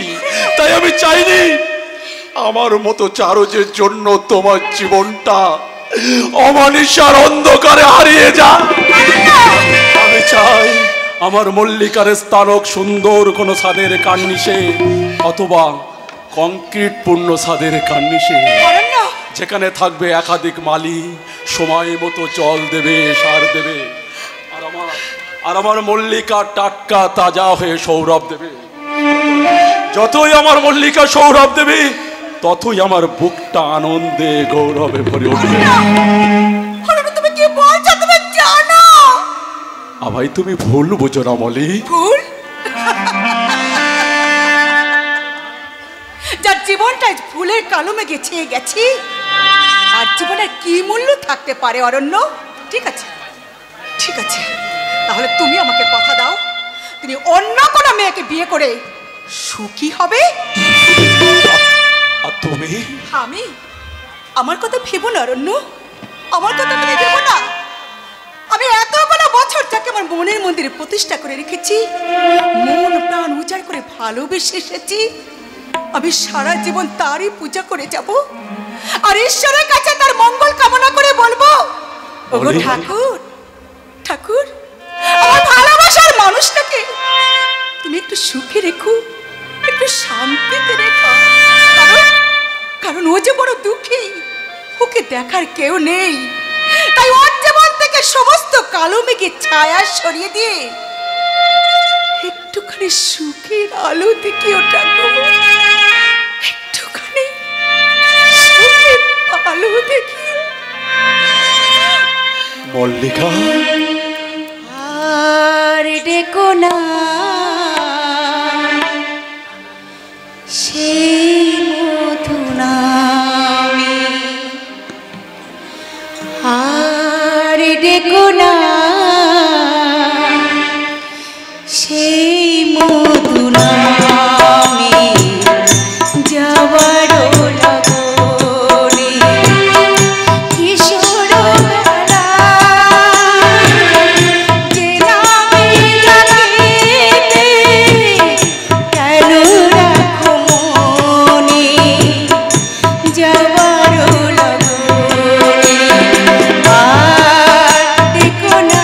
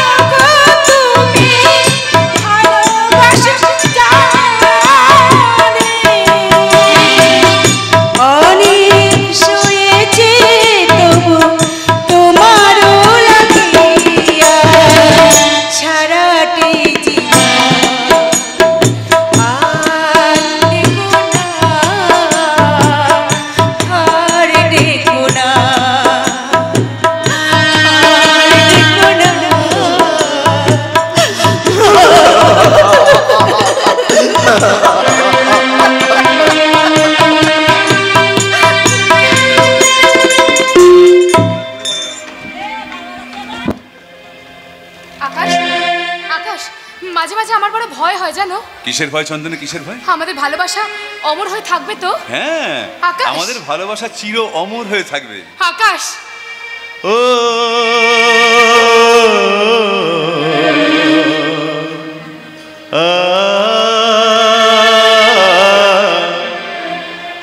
प्यार हमारा अमर रहेगा, याद करेगा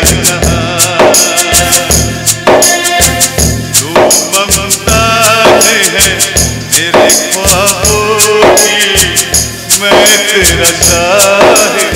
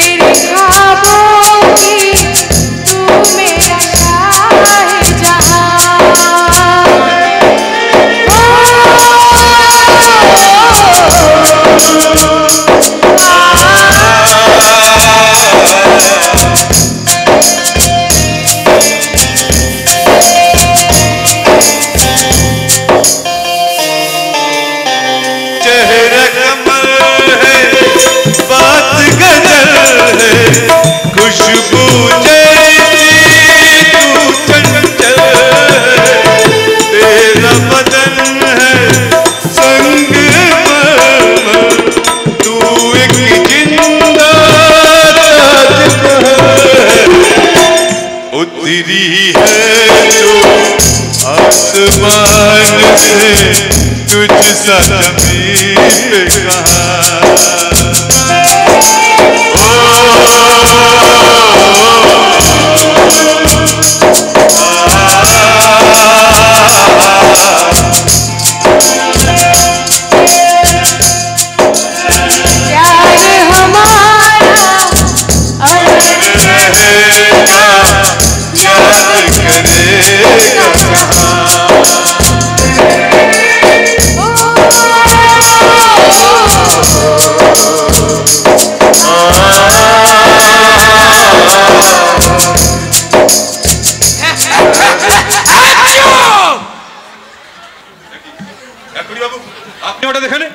কেন এসেছি তাই তো?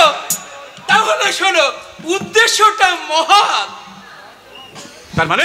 মানে কদিন যাবত তোমাদের দুজনকে নিয়ে রায়বাবুর মনে সন্দেহের দানা বেঁধেছে। আমাদের দুজনকে নিয়ে ড্যাডির মনে সন্দেহ বাঁধার কারণ? কারণ রায়বাবু খুব গোপন সূত্রে জানতে পেরেছে যাকে নিয়ে এই পার্কের মধ্যে জড়াজড়ি করে প্রেম নিবেদন করছে। তোমার ওই প্রেমের নায়িকা নাকি সাংবাদিকতার কাজ করে। তাতে কি? বিভিন্ন মানুষ বিভিন্ন পেশায় নিযুক্ত, তেমনি আমি আমার যোগ্যতা বলে এই পেশাকে বেছে নিয়েছি। কিন্তু এর জন্য অন্য কারোর মনে সন্দেহের দানা বাঁধার কারণ তো আমি বুঝতে পারছি না। তুমি বুঝতে না পারলেও আমি বেশ বুঝতে পেরেছি। আমি তোমাকে সেটা পরে বুঝিয়ে বলছি।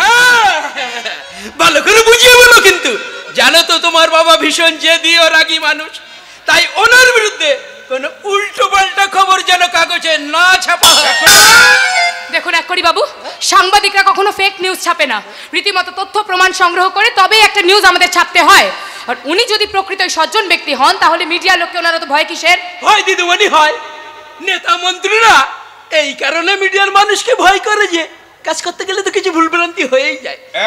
তাছাড়া ওই 90 ভাগ ভালো কাজকে 10 ভাগ খারাপ কাজ চাপা দিয়ে দেয়।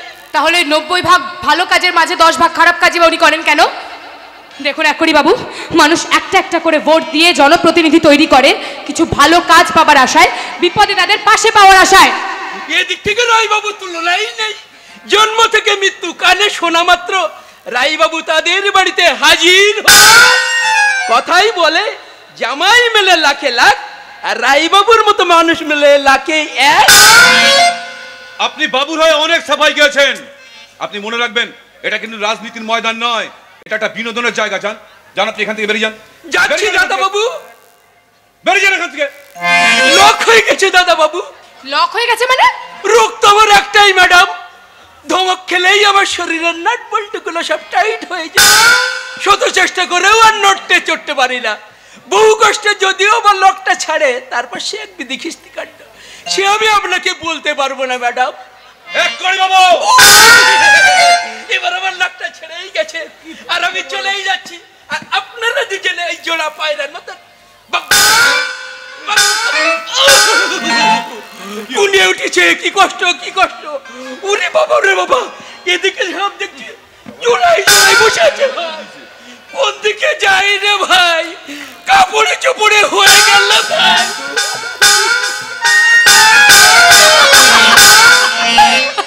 আকাশ, তোমার বাবা যে পাগল লোকটাকে কোত্থেকে জোগাড় করলো।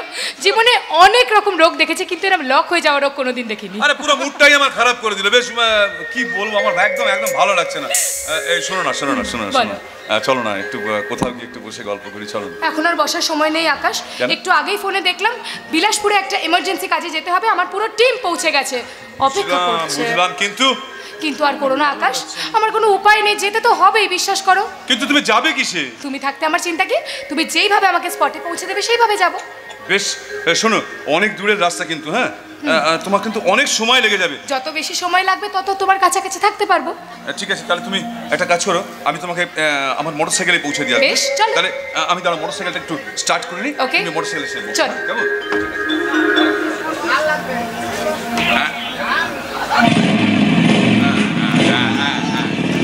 শোনো, তুমি কিন্তু ভালো করে ধরে বসো, কেমন? তার কারণ কি বলো তো, এই রাস্তাটা না ভীষণ খারাপ, ধরে বসো। তাহলে চালাই, চল।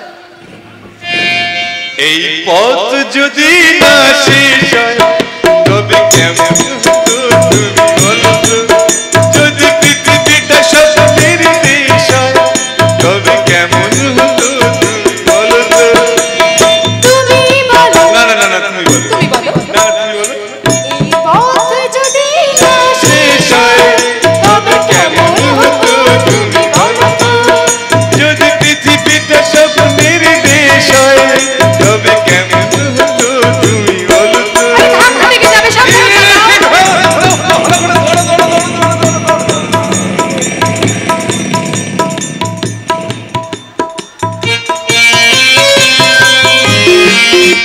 ভালোবাসা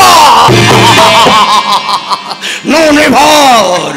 ঈশ্বরের জীবনে ভালোবাসা বলে কোনো বস্তু নেই, আছে শুধু লোভ, লালসা আর ভরা যৌবনের আকণ্ঠ পিপাসা। এই পিপাসা মেটাতে এবার রুমিকে আমি ফাইভ স্টার হোটেলে নিয়ে যাবে, তাই না ঈশ্বর? Rumi my sweet darling. Oh my sweetheart. যাক, শোনো, তোমাকে একটা যে কথা বলবো বলে ভাবছিলাম। কি বলবে বলো? মানে কাল রাত্রে শুয়ে আমার ঘুম আসছিল না, তাই শুয়ে ভাবছিলাম তোমার এই সুন্দর জীবনটাকে আরো সুন্দর করে গড়ে তুলতে তোমাকে একটা কাজ করতে হবে। বলো কি কাজ? আমি সব কিছু করতে রাজি আছি। তাহলে শোনো, আমার কথাটা খুব মন দিয়ে শোনো। আমাদের পথের কাঁটা ওই মল্লিকাকে যেভাবেই হোক এই বাড়ি থেকে সরাতে হবে। কিন্তু মল্লিকা তো তোমার ভাগ্নি। না, আমার ভাগ্নে নয়, ওর সঙ্গে আমার কোনো সম্পর্ক নেই। তাই ওর ভাড়া বাড়ির হিসাব মেটাতে প্রয়োজন হলে পৃথিবী থেকে ওকে আমি আউট করে দেবো, যাতে আমার এই হাত দুটো কাঁপবে না। আমি ঈশ্বর, তাই তো আমি চাই না আমার দিদি জামাই বাবু ওই পুরনো মেয়েটাকে নিয়ে বেশি মাতামাতি করুক। পুরনো মেয়ে মানে? আরে মল্লিকা একটা পুরনো মেয়ে, মানে যাকে বলে পালিতা কন্যা। ব্যাস, তাহলে তো সব ঝামেলা মিটে গেল ঈশ্বর। তাই বলছি, ও যদি আমাদের কোনো কাজে নাক গলাতে আসে, আমি নিজেই ওর নাকটা কেটে নেব।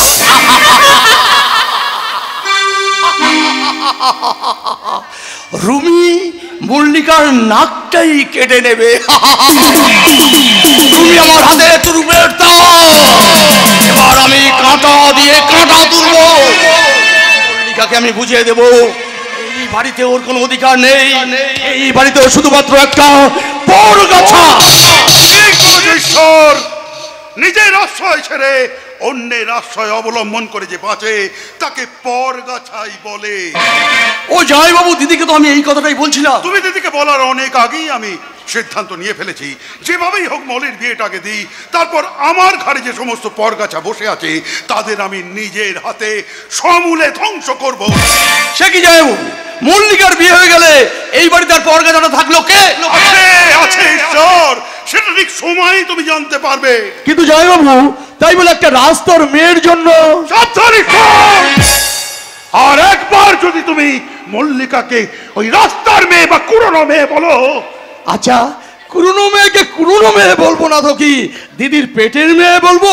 হ্যাঁ, পেটের মেয়ে বলবি, কারণ মলিকে পেটে না ধরলেও আমি শিশুকাল থেকে মাতৃ স্নেহ দিয়ে মানুষ করেছি, তিল তিল করে বুকের রক্ত নিংড়ে দিয়ে বড় করেছি।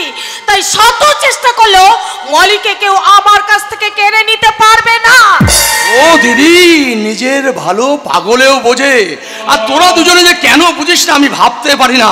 আচ্ছা ভালো করে বোঝ, কুশল তোর নিজের পেটের ছেলে, আর রুমি তার বউ, অর্থাৎ তোর ছেলে আর বৌমা, তোদের বিপদে আপদে এরাই তো তোদের পাশে থেকে সাহায্য করবে নাকি? তার মানে কি বলতে চাইছিস তুই? বলতে তো চাই আমি অনেক কিছু, কিন্তু তোরা তো আমার কোনো কথা কান শুনে শুনতে চাস না।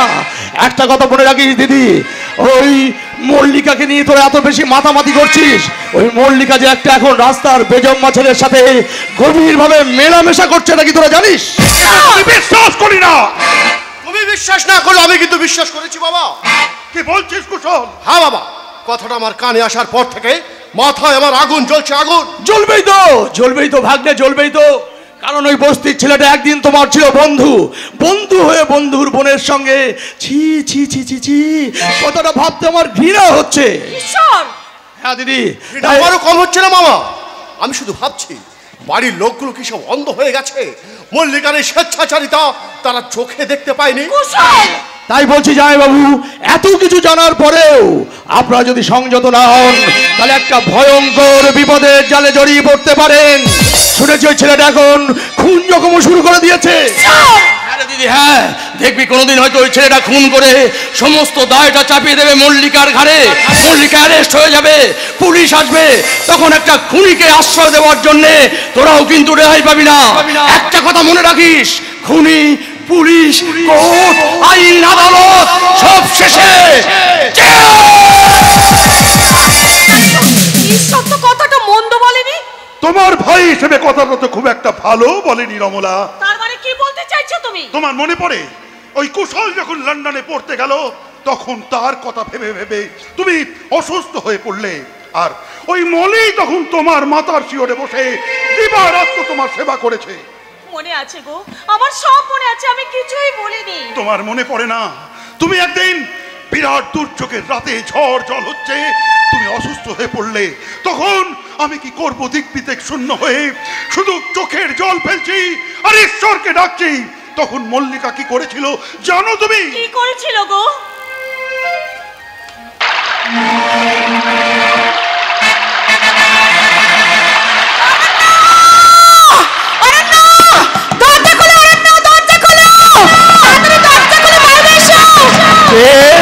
কাকে চাই এত রাত্রে?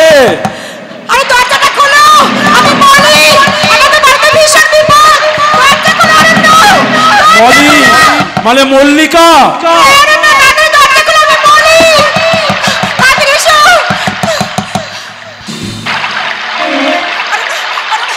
আমাদের বাড়িতে ভীষণ বিপদ, চলো না, আমাদের বাড়িতে একবার যেতে হবে। কি হলো?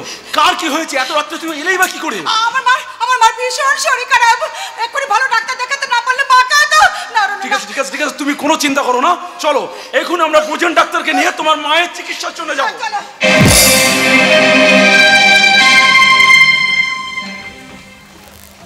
ওই দুর্যোগের রাতের কথা কেউ মনে না রাখলেও আমি কোনোদিন ভুলতে পারবো না রমলা। তাই বলে ও যা খুশি তাই করে যাবে আর আমাদের তাই মেনে নিতে হবে? তা কেন রে? ওরে আমি বলছিলাম না, তোমাদের কোনো কথা আমি শুনতে চাই না। শোনো বাবা, শোনো মা, আমাকে যদি এ বাড়িতে থাকতেই হয় তাহলে আজ থেকে আমি বাবার স্ত্রী রুমি যা বলবো তোমাদের সবাইকে তাই শুনে চলতে হবে। রমলা, শুনলে? গর্বে ধরা তোমার ডাক্তার ছেলের কথা শুনলে? সহ্য করো গো, সহ্য করো। ঈশ্বর যে আমাদের ধৈর্যের পরীক্ষা নিতে দিয়েছেন। বাবা কুশল, আমি বলছিলাম কি, তুমি আবার কি বলবে? তোমাদের কথা তো একটাই। শোনো মা, তোমাদের ওই একঘেয়ে নাকে কান্না আমার একদম ভালো লাগে না। ভুলে যেও না আমি একজন ডাক্তার। আমার মাথায় একরাশ চিন্তা সব সময় ঘুরপাক খাচ্ছে। কুশল মল্লিকাকে তোমরা বলে দিও, ও যদি লোভ ফাট্টার সঙ্গে মেলামেশা বন্ধ না করে তাহলে তোমাদের সঙ্গে আমার সম্পর্কটা শেষ হয়ে যাবে। কথাটা মাথায় রেখো।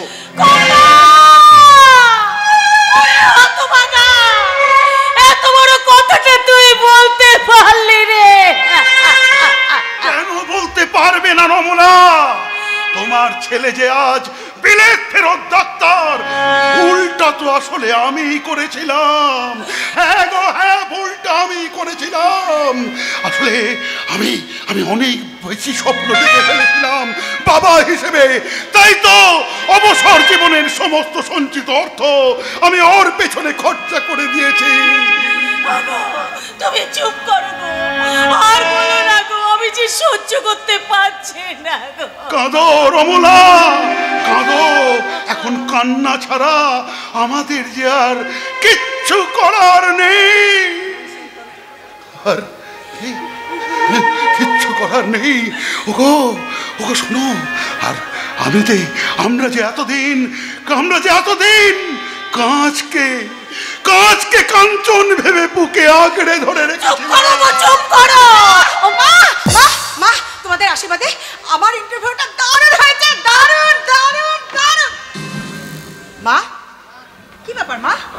তোমার চোখ দুটো ছলছল করছে, বাবা পাথরের মতো দাঁড়িয়েছে, অথচ তোমাদের চোখে মুখে হাজারো প্রশ্নের জিজ্ঞাসা। বলো মা, বলো কি হয়েছে তোমাদের? তার আগে তুই আমার কথার একটা উত্তর দে মলি। দেবো মা, দেবো। আমার জানা থাকলে নিশ্চয়ই তোমার প্রশ্নের উত্তর দেবো। বল তাহলে ওই বেজম্মা পরিচয়হীন লোফার অরণ্যর সঙ্গে তোর কিসের সম্পর্ক? হ্যাঁ মা বল, তোর যা সত্যি সেইটাই বল। বলবো বলবো বাবা, বলবো। আজ না হোক একদিন না একদিন তোমাকে বলতেই হবে বাবা। তাহলে বল মা, ওই অরণ্যের সঙ্গে তোর কোনো খারাপ সম্পর্ক নেই? তোর বাবা আমাকে ছোট করবি না? না বাবা না, তোমাদের মেয়ে মল্লিকার জীবনে এমন কোনো কাজ করবে না যাতে তোমাদের মান সম্মানে আঘাত লাগে বাবা। তবে একটা কথা আমি বলতে পারি বাবা, আমি আমার হৃদয় কষ্টে পাথরে যাচাই করে দেখেছি, অরণ্য লোফার কিংবা রংবর ছেলে নয়। হয়তো কোনো কারণে সে পিতৃমাতৃ পরিচয় থেকে বঞ্চিত হয়েছে, কিন্তু মা তার জন্য সে তো দায়ী নয় মা। তাছাড়া তোমরা তার উপকারের কথা ভুলে গেলেও আমি তো কোনোদিন ভুলতে পারবো না তার নিঃস্বার্থ উপকারের কথা। মাগো, তাই তো অরণ্যের সঙ্গে আমার সম্পর্ক বড় মধুর, বড় পবিত্র। সে সম্পর্ক তবু আমি মা হয়ে জানতে চাই সেই সম্পর্কটা কি। জানো মা, আমি অরণ্যকে ভালোবাসি মা, আর অরণ্য তার প্রাণের চেয়ে আমাকে বেশি ভালোবাসে। ফের যদি ওই লোফার বেজম্মাটার সঙ্গে তোর মেলামেশা করতে দেখি, তাহলে তুই কিন্তু আমাদের মোরা মুখ দেখবি। চলে এসো তুমি। মা, আমি শুধু একটা কথা তোকে বলতে চাই, তুই সমাজে আমাদের সম্মানটা বজায় রাখিস মা। আমাদের ছোট করে দিস মা, আমাদের বুঝবে না, এরকম আমার যন্ত্রণার কথা বুঝবে না। মা চাই অরণ্যের জীবন থেকে আমি সরে যাই, আর অরণ্য চাই তার জীবন থেকে আমি সরে যাই। কিন্তু আমি কি চাই সেটা তো কেউ বোঝে না, বুঝবে না। আমার এই মনের যন্ত্রণা কেউ বুঝবে না,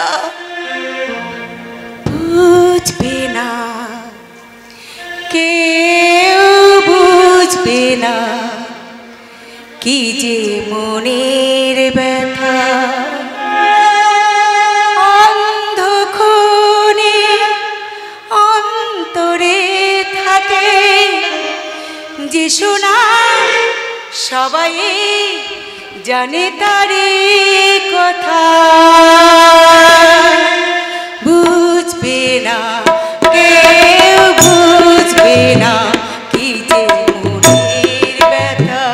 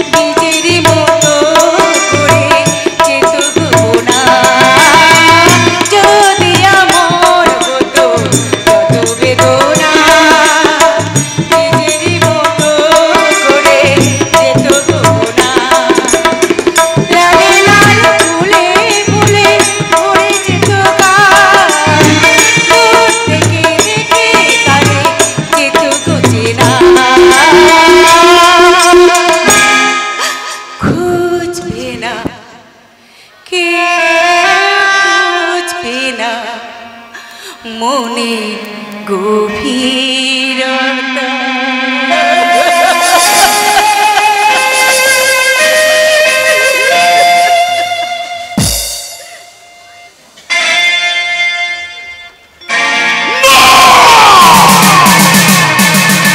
সাংবাদিক চন্দ্রানী চ্যাটার্জিকে আমি কিছুতেই ক্ষমা করব না। দিনের পর দিন আমার বিরুদ্ধে কাগজে অকথা কুকথা লিখে আমার এত দিনের ইমেজটাকে ম্যাশ করে দিয়েছে। আমার উচিত ছিল পরাজয়ের আগে গোটা বস্তিটাতে আগুন লাগিয়ে পুড়িয়ে ছাই করে দেওয়া, কিন্তু না। বিশাল রায় গদি হারালেও তার ক্ষমতা কিন্তু এখনো হারিয়ে যায়নি। আর সেই ক্ষমতার জোরে আমি ছলে বলে কৌশলে আমাকে লক্ষ্যে পৌঁছাতেই হবে। তার জন্য সৃষ্টি করতে হবে নতুন করে চলার পথ। তারপরে হোপলেস ড্যাড, এত সহজে তুমি পরাজয় স্বীকার করে নেবে এটা তো আমি ভাবতেই পারছি না। আমিও ভাবতে পারছি না রে মা, আমার নিজের ছেলে হয়ে এইভাবে খাল কেটে কুমির ডেকে আমাকে সর্বনাশ করবে। কি বলছো ড্যাডি? দেশের মেয়ে খুঁজে পেল না, কোথাকার একটা মিডিয়ার মেয়ের সঙ্গে প্রেম করতে গেল। ওই শয়তানি তো আমার বিরুদ্ধে খবর ফলো করে এই মানুষের মনগুলো বিষময় করে তুলে আমার পকেট ভোটগুলো পর্যন্ত কেড়ে নিয়েছে। কিন্তু না, আমিও বিশাল নয়। একবার যদি ছেলের বউ করে ঘরে আনতে পারি তারপর তোমাকে কিচ্ছু ভাবতে হবে না ড্যাড, ওর 12টা আমি একাই বাজিয়ে দেব। আসলে কি জানিস মা, কুশলের জন্য একটা নার্সিংহোম বানাতে গিয়ে এই অসংখ্য মানুষের সঙ্গে বাধ্য বিরোধ, আর সেই খবর ফলো করে চেপে দিল ওই শয়তানি। আর তার বিরুদ্ধে তার প্রতিক্রিয়া গিয়ে পড়লো ওই ভোট বাক্সে গিয়ে। ঠিক আছে, যা হয়ে গেছে তা ভেবে আর কোনো লাভ নেই। কিন্তু ড্যাডি, আরে কোনো কিন্তু কিসের, এই বিশাল রায় গদি হারালেও তার বুদ্ধিটা কিন্তু এখনো হারিয়ে যায়নি। আর সেই বুদ্ধির জোরে আমি করে দেবো তোর স্বপ্নের সৌধ। নাট্যভঙ্গ করার স্বপ্ন আমার শেষ হয়ে গেছে রুমি। আরে সে কি বাবা কুশল, এই তো জীবনের সবে শুরু, এর মধ্যে সবকিছু শেষ করে ফেললে হবে কি করে? সরি ড্যাডি, আসলে প্রত্যন্ত গ্রাম আমার জন্মভূমি।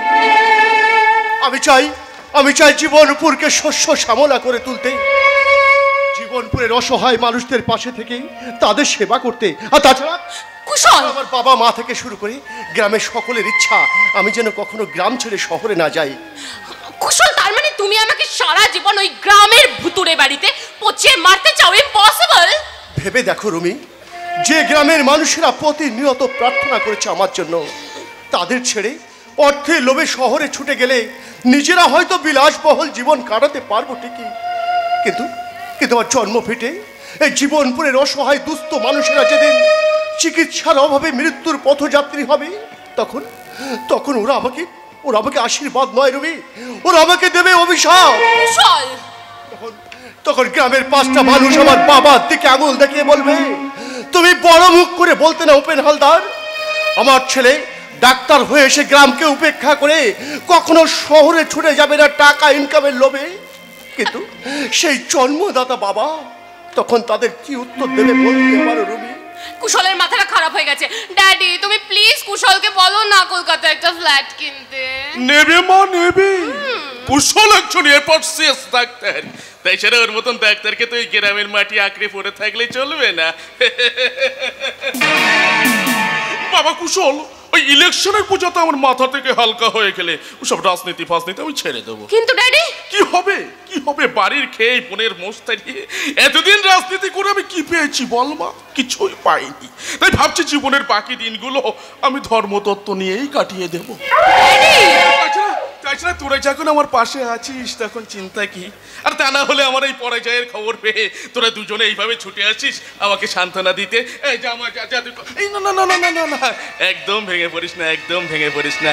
আমরা রাজনীতির মানুষ, ওসব আমাদের অভ্যাসে আছে। তাছাড়া খেলার মাঠে তো হার জিত হবেই, সেটা তো আমাদের মেনে নিতেই হবে। সত্যি ড্যাডি, আপনার এই পরাজয় সত্যি দুঃখজনক। শোনো ড্যাডি, মুখে যাই বলুক ভেতরে একটা চাপা যন্ত্রণা তো নিশ্চয়ই আছে। আমাদের উচিত এখন ড্যাডিকে একা থাকতে দেওয়া। চলো ভেতরে যাই আমরা।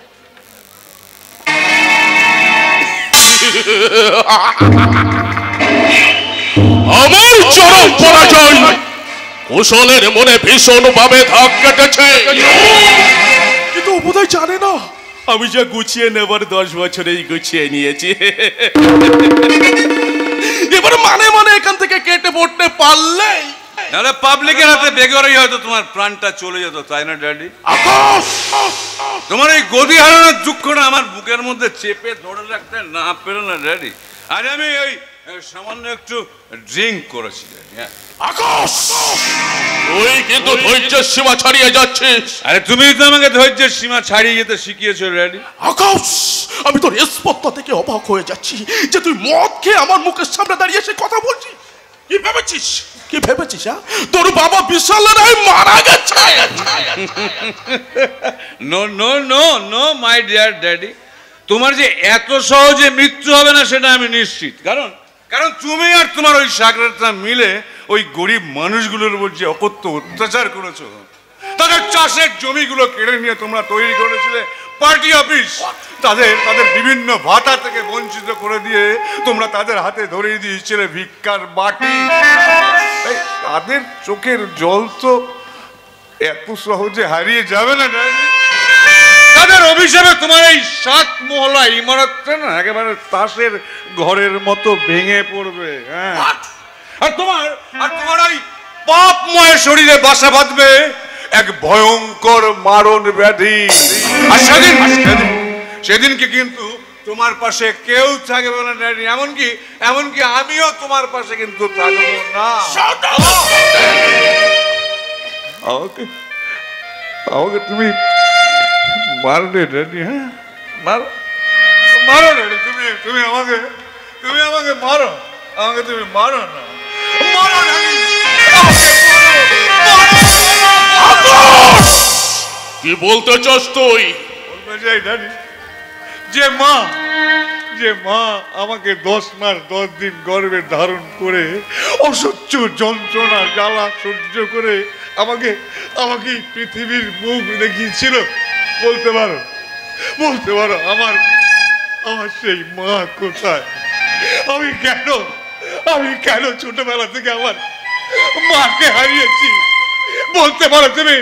বলতে পারো আমার মা কোথায়? আমি তোকে গুলি করে মারবো কুলঙ্গ। চালাও গুলি, চালা। আমি তোমার সামনে বুক পেতে দাঁড়িয়ে আছি ড্যাডি, চালাও গুলি, চালাও। পারবে না ড্যাডি, পারবে না। কারণ এখনো ওই পৃথিবীর বুক থেকে কিন্তু সেই মহান বাণীটা ড্যাডি মুছে যায়নি ড্যাডি। আকাশ, পিতা স্বর্গ, পিতা ধর্ম, পিতা হি পরমং তপ, পিতরি পৃথিবী পণ্যে প্রিয়ন্তে সর্বদেবতা। আকাশ, ওরে ওঠ হতভাগা, ওঠ।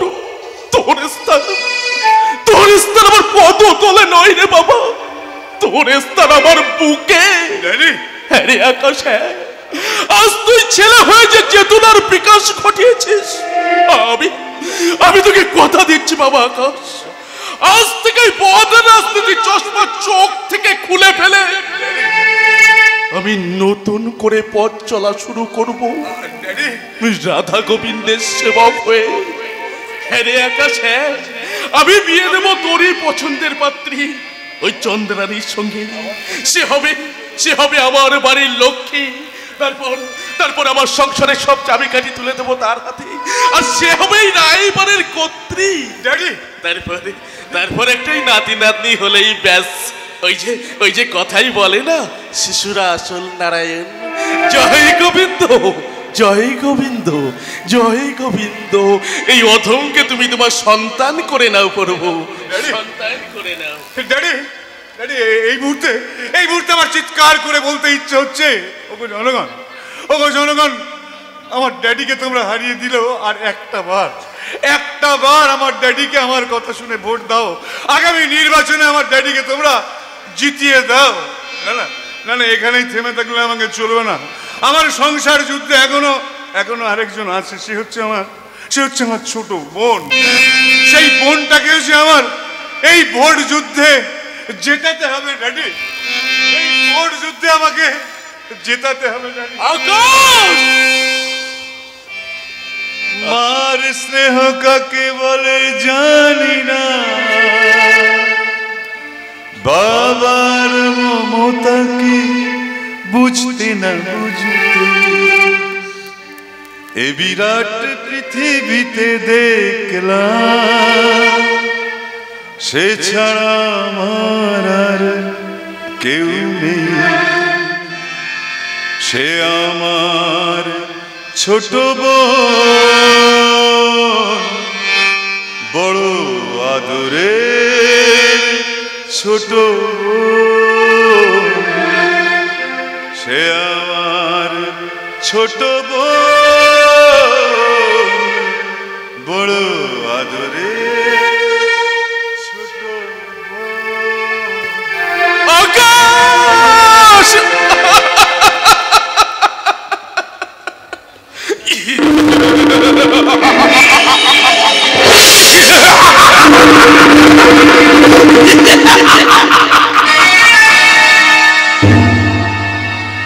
তোর সঙ্গে স্নেহের অভিনয় করে তোকে বুক